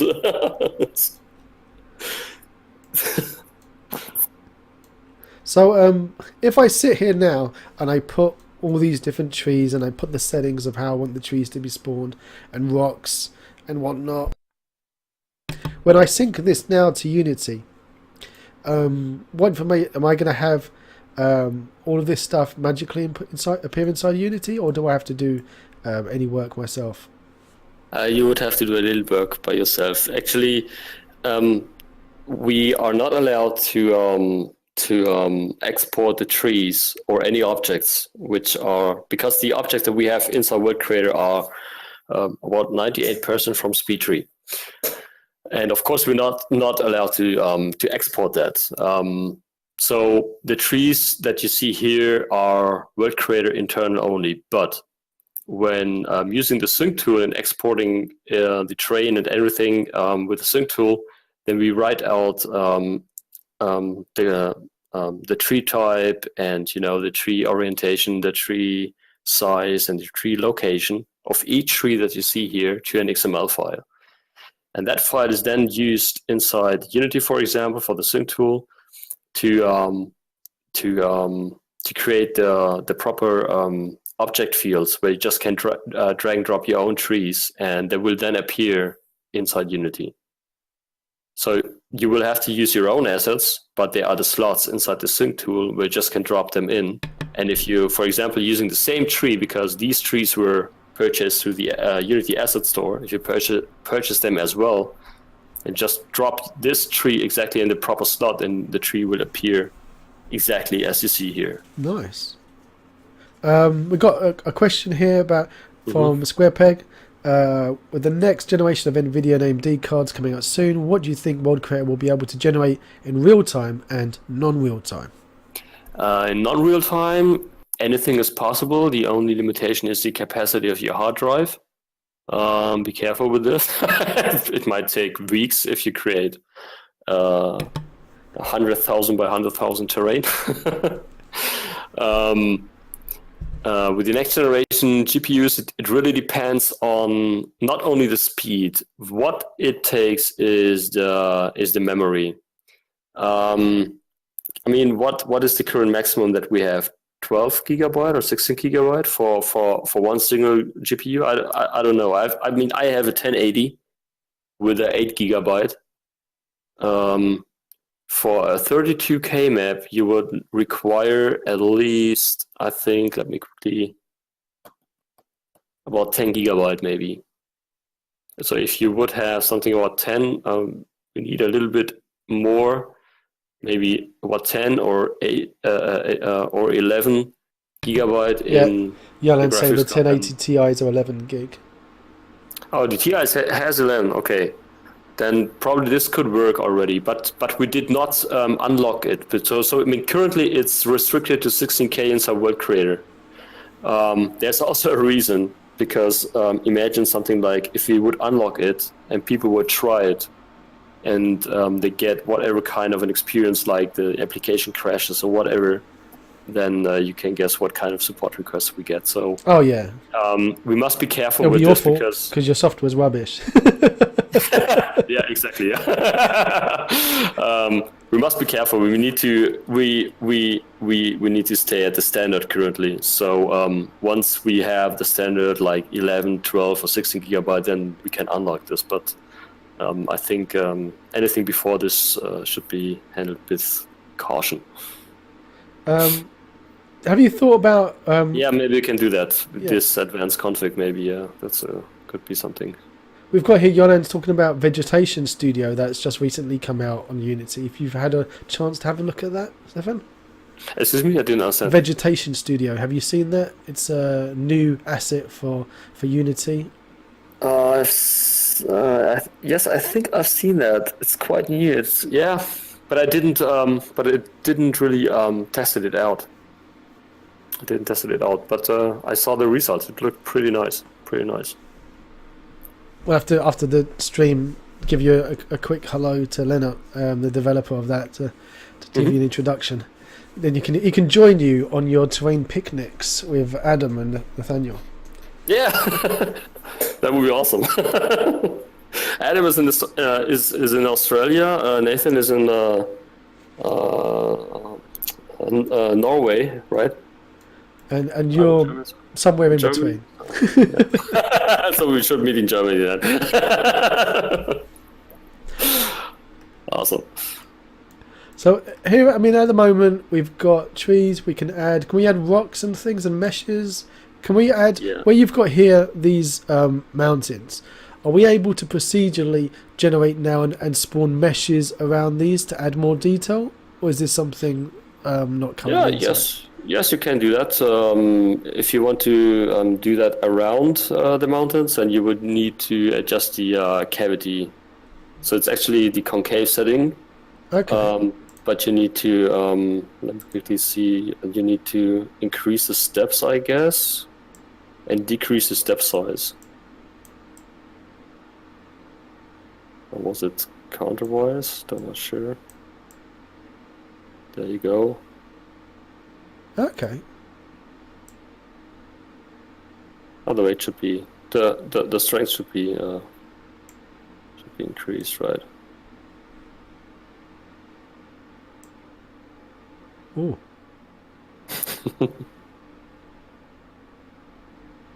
I love how we're just mucking about in real time. I'm able just to add all this in. It's fantastic.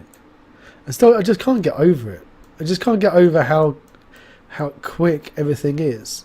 And to be fair, even when we were playing about inside Unity with the Unity version, okay, it's not as quick as this, but it was still, it was easy to start playing about adding the different filters, and even that real time where we started mucking about with the slider. The performance on that was fantastic as well. Mm-hmm. It's just there's also a mannequin that you can add. So sometimes I get many requests about, I don't know, the terrain looks very small. Yeah. But this is very relative. Please go down to the surface and with your mouse. Drag your mouse over the terrain near that tree maybe, and press the H button. Hey, he's a little man. Yeah. So this is a 1.82 meter man.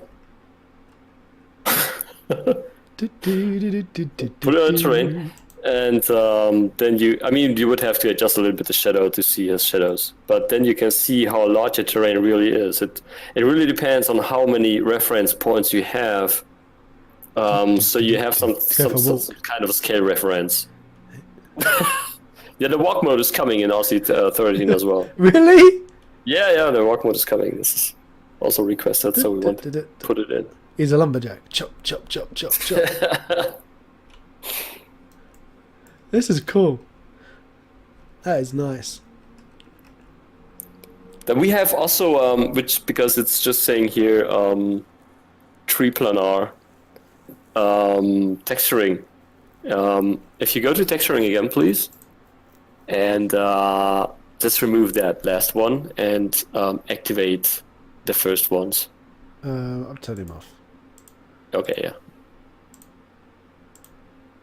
Okay, now go in a little bit, fly into the surface, please, a little bit. Just like as you would have to watch, yeah. And now go to general. Oh, you see already activated it. Go to general at the top. Now click on tree planar. Yep. And if you move into a mountain where with a very high slope, and now turn off tree planar again. Oh, yeah. You can see the difference. The textures are not being stretched anymore, but it also consumes a lot of performance. So this is quite a heavy technique. Another one, this is really nice, the probably normal noise. But I suggest that you move out so you can see the terrain from above. Oops. Something like that, yeah. And now turn off probably noise and move the sliders again a little bit. Like, can you see the changes? Because I don't see it right. Here we go. A little bit. Let's move in a little bit more. If I choose a different texture that's got... Let's change Because you also can control the probably noise per texture, the strength of it. Ooh, what have I gone and done? That's an aggressive one, isn't it? Let's choose... There you go. That's a pretty one. Let me go back to general. So it mixes a little bit of shadow techniques. So it looks a little bit more grainy. And then we have another technique. If you zoom down to the terrain, and as you look, no, just go to a flat area. Like that. If you go to a flat, yeah, like this exactly. Just zoom in a little bit, and now watching the horizon. If you turn the camera a little bit, then you can see the tiling artifacts. You can see that. If you turn on eliminate tiling, then you almost get rid of them. In combination with probably normal noise, then you also can tweak a little bit. So you can do a pretty nice texturing and visuals with these settings. That's tasty. It was requested TreePlanar to be able to enable and disable per texture, not only globally. Okay. RC14. I was talking with the dev about it. We will have to try if this is something that is okay, because actually it's currently it would be like more expensive to enable that feature per texture, instead using it globally because of several shader branches. It was a more technical issue, but we will try it out. So then you can possibly also use these settings here per texture, not only globally. That would be cool. Now put on some grass, because the grass system is really awesome. Okay. So go to the details. Yeah, add layer again. It's just the same approach. And scroll down, completely scroll down, and take the second before further on. Next. No, this one? The last one. Yeah, this one is pretty nice. Okay, and now scroll down to the distribution settings and increase the probability and increase the density.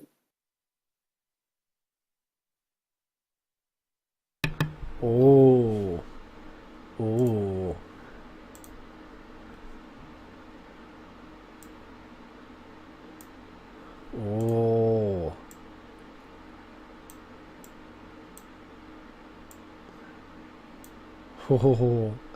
Getting carried away now. Stick some flowers. Oh, nice. And these nice rare little rotted ones that come in. Where's my little man?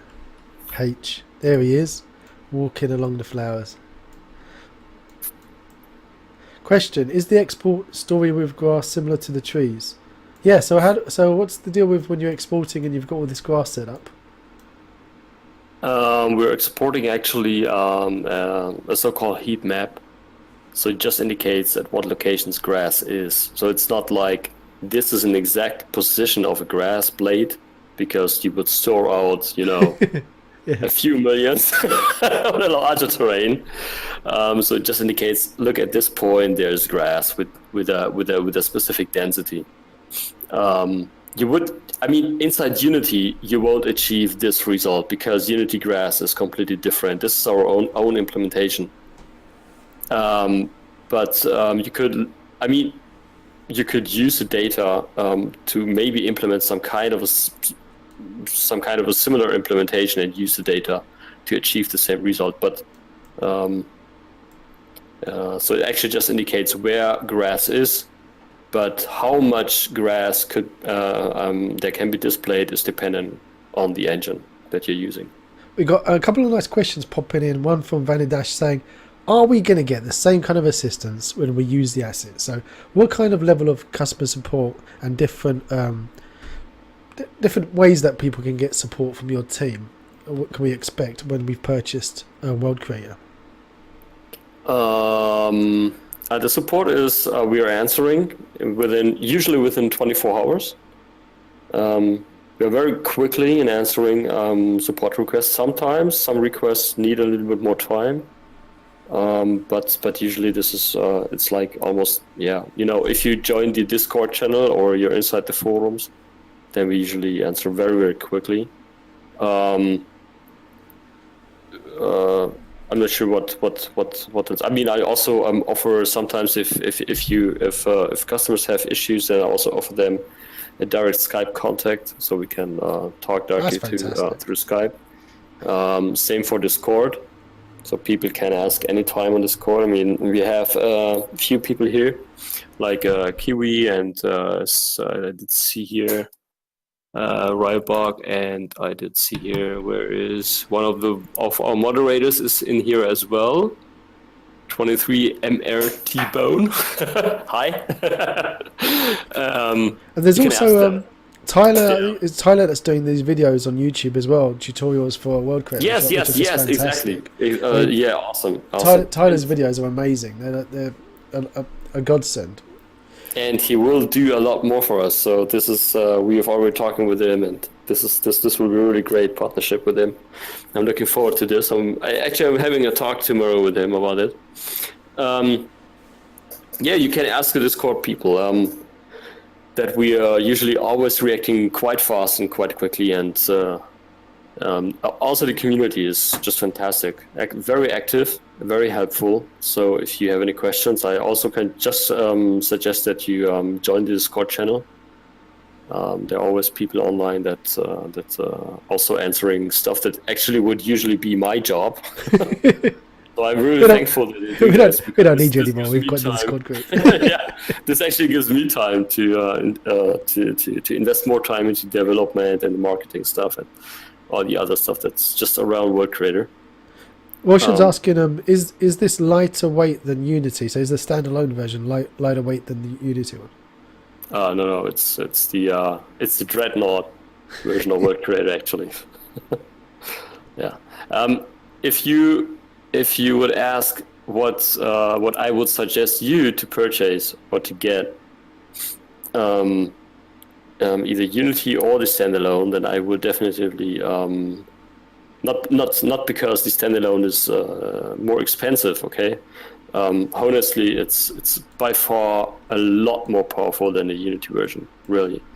And the standalone version is actually the version that we are focusing mainly. So we're updating the Unity version. If you find any bugs, then we're going to update it and we're going to keep it up to date with the latest Unity versions. But do not expect major features to be ported over to the Unity version from the standalone version. Because the standalone version actually is the one that is completely replacing the Unity version. It already replaces the Unity version fully, absolutely, and extends it.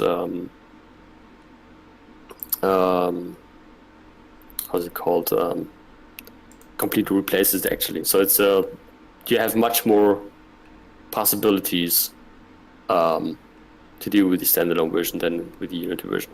But still, I mean, if you're good to go with the standard Unity terrain and you love the Unity space, the Unity version can do a lot for you.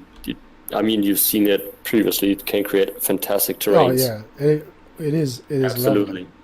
Lovely. But you've got a version. Alan's just saying you've got a version on Steam as well. So what's the version that you've got for sale on Steam? Oh, that is World Creator 1. Oh, The non-GPU based one. So we avoid don't buy the one on Steam, is what we're saying. Oh, World Creator 1 is really powerful. I wouldn't say that it's not worth getting. Okay, wait, Stefan, what's the price of the version? 69. Yeah. $69. Okay, mate. I'm not going to tell anyone to pop over to Steam to do that when they can, because we're not. I don't want to eliminate a revenue stream for you right now, but for $59, or is there something you can get the standard edition in Unity? You can upgrade then to the Pro Edition, and then you can get yourself over to the standalone World Creator 2. At the end of the day, I'm going to say that if you haven't got the money for World Creator 2 standalone, which is beautiful and fantastic to use, the next best thing I would say is pop into Unity, get the Unity standard version, and see if it works for you. And if it works for you, then upgrade, because at the end of the day, the standard one, like you were saying, it doesn't have the GPU mode, and but it does allow you to upgrade easier inside the asset store. And if you then still can't afford World Creator 2 standalone, at least you can move from the standard edition to the Pro edition within Unity. And then at the end of the day, if you've saved up money and you feel like you need to move over to the standalone one, like you mentioned earlier at the start of this stream, that we can always send you our invoice, and when we'll get the upgrade to the standalone, less the price we've already paid for the current versions. So for a lot of people, I mean, there's people who would immediately look at the price of the standalone version and wish that they could have it, but they just can't afford it. And for those guys, we don't want to lose them from taking advantage of this beautiful, beautiful asset. Because to be fair, I think that the version that we played about with inside Unity is still pretty good, mate. It's still lovely. It is definitely. It is. You need to get yourself some integration with Vegetation Studio. Yellow was saying that you could probably get your height maps for your grass working with Vegetation Studio as well. Kiwi's saying save until you can get standalone Pro. I would agree. Like, if it was me, I would say that's the course of action to go with. But also, if you're saving and you've got the money for the ones that are inside Unity, why not get them and play with them until you can afford to get the other one? By which time you're a master, you're an expert, and you can transfer your knowledge over to the standalone edition. But everyone is different. Everyone's scenarios, everyone's life is not the same as each other's. And some people, they either, for whatever reason, will take a path that best suits them. And I'm not here to try and force people to spend money. That's the one thing that I want to try and avoid doing. So I don't, because someone was asking me, why do I review so many assets? I review a lot of assets because I have an addiction. There's a few of us in the community, the messy community, and we are struggling with what is known as Unity Asset Store addiction fever. And what happens is, whenever we go, we see something's on sale, even though we have no need for it whatsoever, we go, oh, that looks pretty, I think I'm going to buy that. And then you buy it, and then you realise that you've had it for 3 years in your library and you've never used it. And one day, I was sitting there venting my frustration at some assets and some developers who were refusing to respond to me. And I sent one guy about 30 emails and complaining, and he never responded. So I figured, do you know what I'm going to do? I'm going to make a video where I just vent my frustration about these people selling their stuff. And that's how the asset reviews began. And it turns out that most assets that are being well maintained are fantastic on the asset store, which is also the problem, because when you buy a good asset and you realise just how good it is, you then spend your money and you buy another one. So we've been getting together and we've worked out that a good policy of when you're buying, you've been reading your mail too, Kiwi, yes. Basically, what you need to do, and Stefan, you're going to have to cover your ears now, because people who sell stuff never want to hear this. But us being mortals, like consumers, we've got our spouses and our children and our mortgages to maintain as well. So what we've worked out is that you set yourself a budget. So you've got an asset store budget for the month. the worst thing I did was I set myself a weekly budget. By now, my wife's asleep and she never watches the VODs, so everything's fine. If she is going to watch a playback of another streamer, it's going to be Mr. Moon or Dimitri or someone like that, an RP streamer. She has enough of me talking to her throughout the day. She's not going to watch my videos, so I'm safe releasing how much I've spent. So I set myself a weekly budget of asset stores. I exceeded that far too quickly. And I said, now, okay, a monthly budget. And then it was only if something is on sale. And then the rules have to be increased. Only if it's a 50% or more sale. And then it has to be only if it's the first time it's been on sale this year. Because what you start to notice is you get that feeling like you're buying something and you're scared because you don't know when it's going to be on sale again. So what you tend to do is you say, I better buy it now because it's never going to come on sale again. And then 3 weeks later, they have a Black Friday sale. Yeah. And the thing you bought the last sale for 30% off is now 50% off. And you're smashing your head against the wall and you're thinking, why did I just do that? Honestly, I don't like that. I just can't tell you how much I don't like that.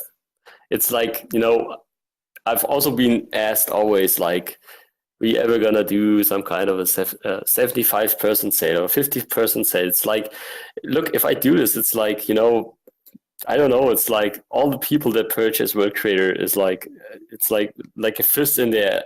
You know what I mean? It's like, it's completely strange. There's no reason. I mean, why? So it's like, I love the analogy that you're using there. Exactly. It's also like, why don't you sell World Creator for $49? Then you could sell a lot of more copies, and in the end, you would earn more money.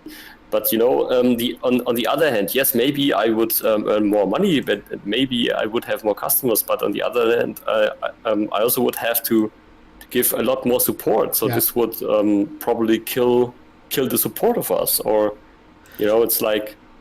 Exactly. It's simply not possible at some point. It's simply not possible to do this because, you want to keep the quality as well, and you can't keep the quality if you're completely underpriced. It's not possible to do this.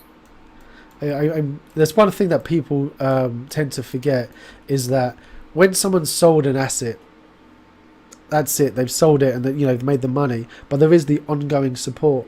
And that's the thing that costs the money. I mean, the development they took to get you to that point, it could take you, say, okay, you're selling an asset, and what your selling price is not just the 3 years of development cost. It's also the cost of the next 3 years of support that you have to put into the equation. Exactly. Kiwi's saying that she finds herself now spending, or he or she, Kiwi Hawk, male or female, I was putting people's genders on there. Spending more money on the old Unreal Engine 4. Wow. Okay. I saw a lot of stuff on Unreal, and a lot of stuff that I saw on Unreal was just the same stuff that I saw on Unity, just for more money. It costs more.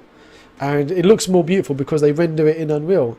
And it just turns out that Unreal, they allow them to upload higher resolution textures than you do on Unity, because Unity cut them out at maximum size of the package or something. Isn't that correct? That's correct, yeah. That's correct. Unity has, I think, a limitation of I think 2K, something like that for the basement. I'm not sure about that, but something like that. Yeah. The color, yeah. So Kiwi says it hurts buying an asset at top dollar and seeing it cheaper 2 months later. Exactly. Yeah. Exactly. We did a sale. We call it a winter sale and a Happy New Year sale. What about 20%, something like that? Yeah. But not more. It's like okay. It just won't be fair. It just won't be fair. Really, it just won't be fair. Fair to all those people who purchased it and supported us with this as well. So I mean, this is also something that.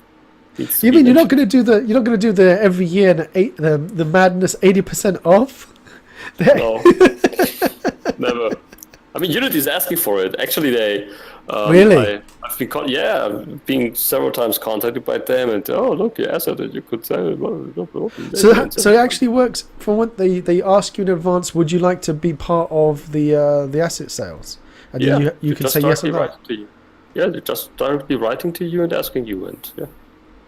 I asked them because I was requested by a few people to find out what's going on with the sales. Because if everyone's noticed on Unity, thankfully, after the Black Friday sale, quickly followed by the mega sale, they stopped doing any sales, and there's no more crazy mad sales. Okay. Turns out that Kiwi Hawk is a man. There you go, buddy. Last time I had to have a look. So good to know. I appreciate that. And I asked them, so what's going on? They said they're no longer going to be doing the 24-hour crazy sale that they used to do, or when they moved over to the weekly sale. They're going to be doing special promotional sales. Yeah. Key promotional sales.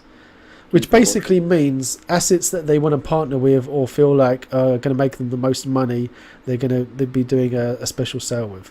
So yes. That's the reality of it. Yeah, that's the reality, and that's normal. They're a company, they need also to earn money. That's okay. That's yeah. Vanny Dash is saying that he misses the sales. Well, I tell you what. You don't need to miss the sales, because on Saturday's stream you could pick up nearly $2,000 worth of assets, and because a lot of these assets are actual art assets, not code. There's a lot of code ones in there as well, but there's going to be a lot of art assets that you can easily transport over to something like Unreal or CryEngine as well. So get yourself in on stream, 9 PM GMT on Saturday. Don't forget. All you need to do is be a follower, click raffle when there's going to be a sale on, and you could win up to $2,000 worth of assets. Because, hey, there's no more sales. So how else are you going to get cheap bargains? And thanks to beautiful people like Stefan here, we've got copies of World Creator to give away. 2 copies of the standard and 1 copy of the professional, because this guy's nuts. He just was very happy to hand over some assets to me to give to you guys, because he hears how wonderful you all are. He said, these people, they're fantastic. They need, I said, like one license only. He was like, no, have 3. Have 2 for standard, 1 for professional. So thank you, Stefan. Hats off. Congratulations. Put thumbs up in the chat. Everyone a thumbs up and an exclamation mark WC to drive some love to World Creator. Thank you. Absolutely welcome. I still think you were drunk when you gave them to me, but I'm not going to complain. Maybe. No. all good.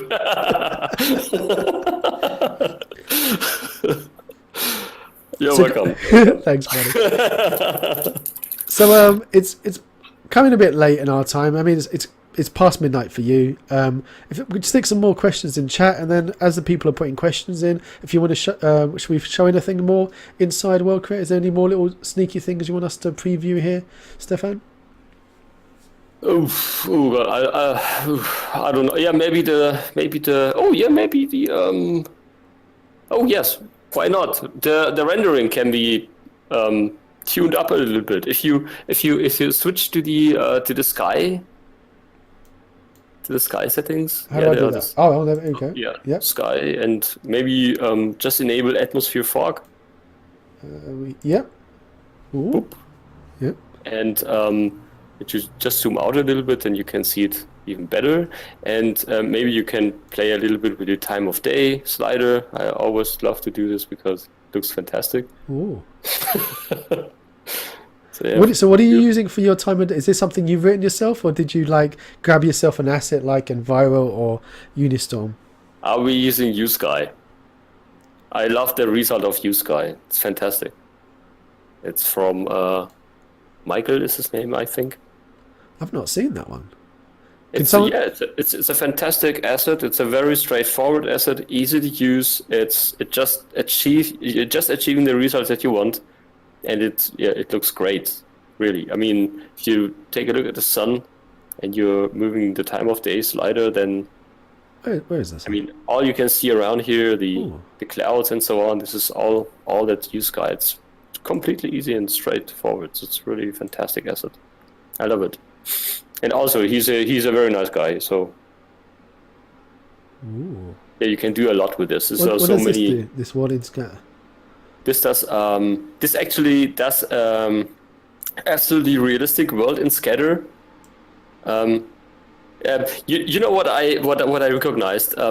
the interesting thing that because people sometimes say when they activate world in scatter, it looks like it does not have enough contrast of the color, Yeah. And then that just because I had a project 2 years ago where I had to go out to a forest and model a forest here in Germany for a city, and I was dropping in trees in Unity and Unreal and so on, and I was thinking like this would be real. So it looked, wow, it looks pretty nice. And then I just went out to the wild into a real forest, and then I realized a real forest looks completely different. So the whole rendering, the whole trees, everything is it's completely different. Like you've ever seen something in a game engine. Yeah. It's completely strange. You never would suspect this, but if you just try, take a really good rendering of whatever forest and go out to your neighbor forest here in your surrounding, move in there and compare. Just take the image with you, and you will. It will be like, oh, it looks completely different. It's. I mean, if you try to do a forest like in real. People don't want reality. People don't want real life. They would they would say, "Oh, it looks so bad. It doesn't look real." It's so crazy. So yeah. We've got a question. Mira Nexus says, "Tell us more about improvements on terrain splitting and sing, please." Is that a typo, or you really want him to sing? Where's the question? I don't see it. Above Kiwi Hawk saying that, or below Kiwi Hawk saying that it'll be dangerous to think that Kiwi was a female for the amount of time that you spend with him on Skype calls.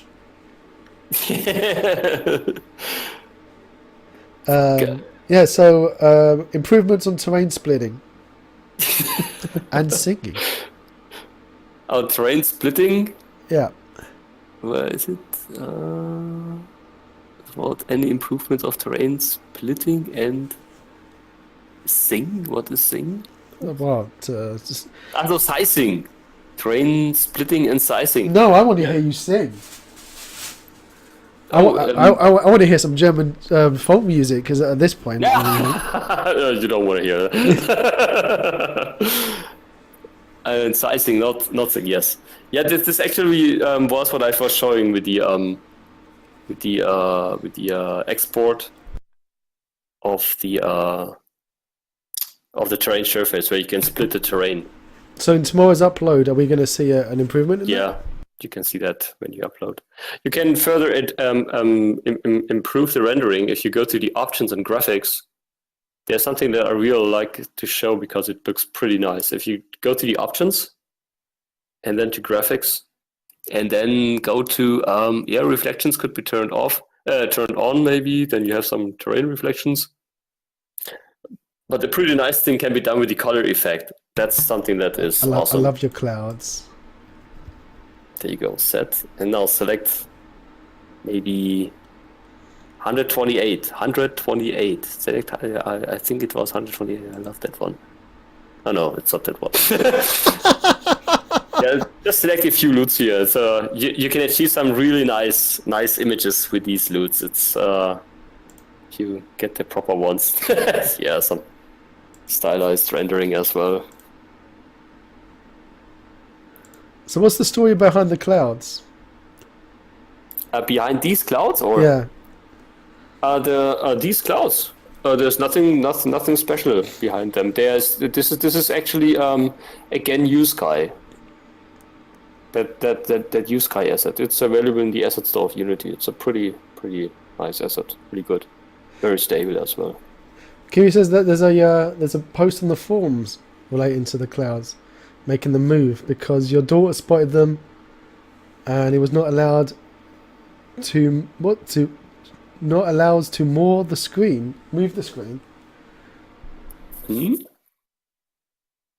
Kiwi, write your message again, but in English this time. So, what's the story behind the clouds and your daughter spotting the clouds? About what clouds? I don't understand. Yeah, the moving clouds.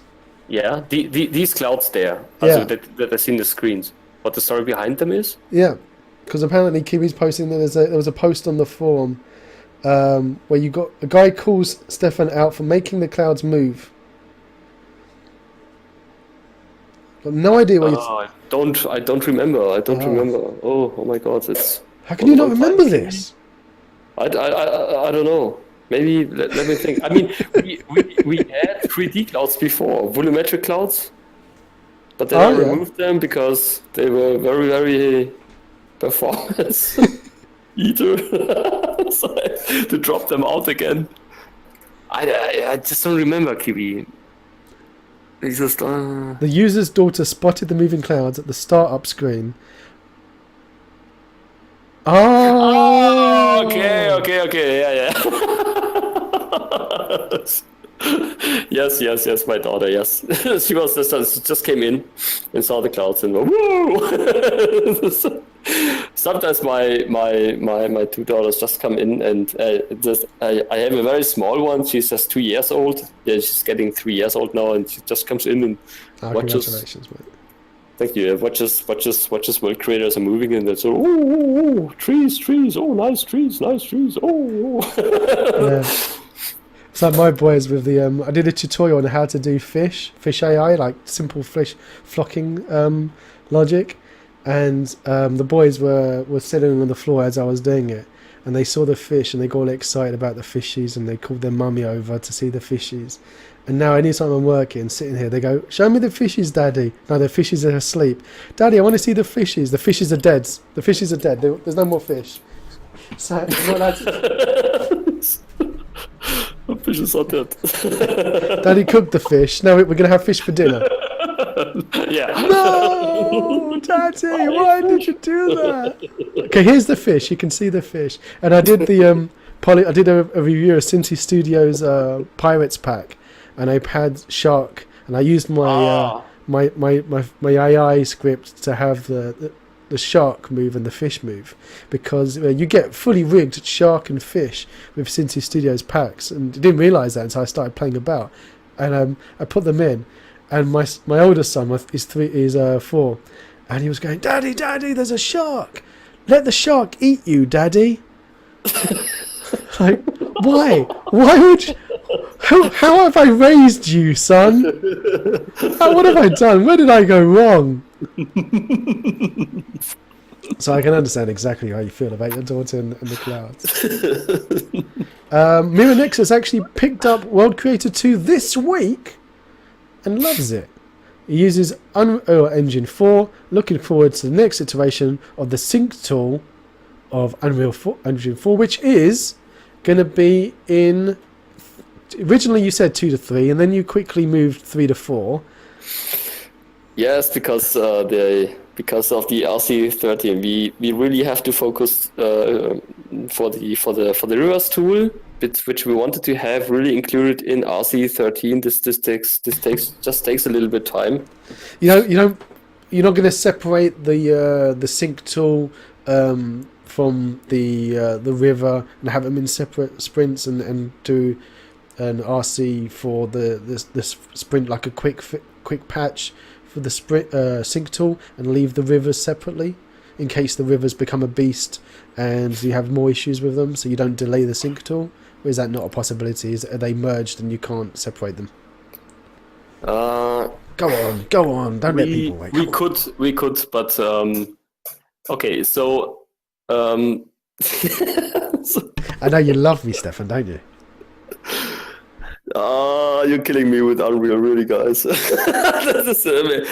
Try to develop a plugin for Unreal, and you know what I mean. It's like walking through hell, back and forth, multiple times. Really, it's oh my god. Yeah. So I mean, Unreal is pushing updates, just like somebody is,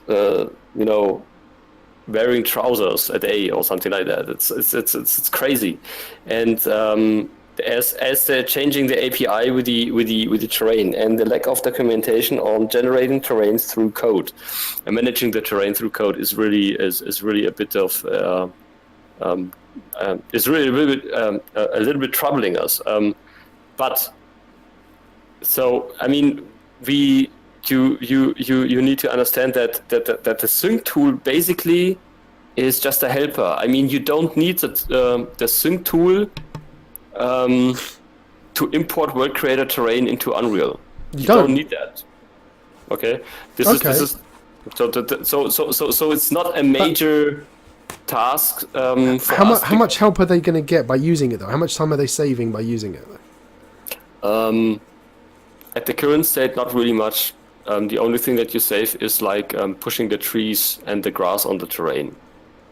This is the only thing that you're saving. The terrain itself, importing it into Unreal manually is maybe, I don't know, 20 seconds difference, something like that. It's just, you know.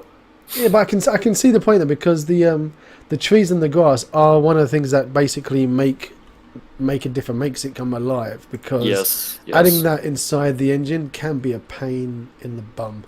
So having that ability... I understand that, yes. I understand, but yeah. I mean, we can see, I mean, the Unreal Sync tool is definitely something that we want to have fully finished, of course. Of course we want it, because we want that connection to Unreal as well, and as good as just we do have with Unity. But the development for the Unreal Engine with the sync tool is really not very easy. It's really quite difficult. However, there are things. The actual step that we need to take is supporting the world composition of Unreal, like, you know, not only one single terrain but also all these tiles that you usually would do. I would say that we first would like to finish a few things for RC13, because this is really important that we get that finished, and maybe we can do a sync tool update with Unreal together with the RC13 update. So when RC13 is coming out, then we can also bring out the Unreal Sync tool plugin. I know it takes time, and I'm sorry that you have to wait for it, but we have to, you know, it's not that easy. I mean, development is not, it's really not that easy. We don't want to deliver shit, okay? We want to deliver something that is okay. And the Unreal Sync tool was maybe a bit too fast. So that's why it's also there is also another alternative option for all the people using Unreal. They can always move over to Unity instead. So there's always that. Mirenex is saying that landscaping is a huge job in Unreal Engine 4, so so many nodes to build. So yeah, as soon as you, I mean, it's ROI. You know, you go for the features that have the most impact and are the most needed. But also, if you're going to be spending a lot of time working on the sync tool and it's delaying other features of the build, then it's obvious that might be delayed. But it's great to see that you guys are pushing ahead, and you are listening to people's concerns and taking them on board. So you know, it's nice, it's refreshing to see developers who are not just ignoring clients who are raising concerns, because I've seen that in the past, especially on the Unity assets. I've seen people where the developers feel like they know best and they know what features their clients want, even though they're asking for something. No, you don't really want that, you want this one. So it's fantastic to see that you guys aren't like that. Kiwi Hawk saying that to check out Unreal Engine 4's Modular Cliffs, Modular Fantasy House and Overgrown Ruins if you like great assets. Kiwi, if I started moving over to Unreal as well as Unity purchasing assets, I think my wife wouldn't just divorce me, she would hang me in the garden from a tree. And a tree that she wouldn't have placed with a world generator tool, one that she would have planted. Heat maps for masks and Unreal toward terrains to get the best terrain textures. I use Unity. I changed to Unreal Engine 4 and will never go back. Oh, Mirror Nexus, really? Even with all these cool things like CTS and microsplats. All you need is heat maps as Greatscale, says Kiwi, and Stefan says tomorrow included in Kiwi. You've included it in tomorrow's build? Nice. Yeah, he was telling me this in the Discord today, and I was putting it into our roadmap of RC13, and we finished today the features quicker than we initially wanted to do, and so we have a few more time, so we can do this. It's not much to implement, so we'll put it in and upload. I will upload tomorrow an update on RC12, but it will be RC12, not 13. Alright guys, I think we're going to have to be calling it a night though, because we've been saying that we're going to go to bed for a while now, and we've come up to, it's midnight for you, Stefan, isn't it? Yep. So I think you need to do this. Exactly, yes. 1 hour in advance, yeah. Especially as you've got a build to release tomorrow, so you need to be all perky for the morning and focused. That's okay. I'm used to not getting too much sleep. And Andy is not on fire has posted a comment which I refuse to say out loud because the robots would hear me on YouTube and ban my video. So it's nothing rude, it's just a name that may never be mentioned on YouTube ever again. Okay. Kiwi Hawk, great. I'd be playing with S2 engine and that'd be great. Miradexus, try using world composition and you will never go back to Unity. It's auto huge terrain. I'm too scared to go to Unreal because I don't want to. I played about with Unreal before, but I just don't. I like where I'm living at the moment in Unity. I like it. Yeah, so it's a warm fuzzy place. Me too. I mean, the Unreal Engine is really powerful. It's really awesome. But I just, just as I said before, I don't like nodes. It's like, Alright guys, so no more questions coming into the chat. We've got Saturday's stream where we'll be giving away 2 copies of the standard edition of World Creator and 1 copy of the professional edition. I'd like to say a massive thank you to everyone who's been in the chat and asking away, all the people who came over from World Creator Discord to answer questions and to keep the hype alive. You guys are beautiful. Stefan, you've been beautiful. Thank you for joining us late at night. I hope that I haven't kept you too late. Thank you very much. Thank you very much. No, all good, all good. My wife is already sleeping. And I pray to God that my wife's sleeping or I've got a divorce waiting for me when I get into bed. And don't forget that on Saturday, I'll be giving away nearly $2,000 worth of Unity assets. We went from 1,000 to 2,000, and it's very apt because we are celebrating coming close to our 2,000th subscriber on YouTube. To celebrate, how are we going to do it? Well, that's right, we're going to put a stream on a rival platform. We're going to be streaming on Twitch on Saturday, 9 PM GMT. Come early, grab yourself a seat, be ready, and put your name down to win one of these beautiful assets that we'll be giving away. And every day this week, I'll be doing a very short stream where I'll be previewing some of the assets that we'll be giving away on Saturday. I'm very excited. I hope you're excited too. So, see you all next Saturday. And if you do like it, click it. Till next time. If you want to see more of my crazy videos, click on the left side of your screen now. And down below, there's that big juicy subscribe button. And right next to it is the magic bell that if you click it, it will tell you if I've got a new video coming out. Till next time.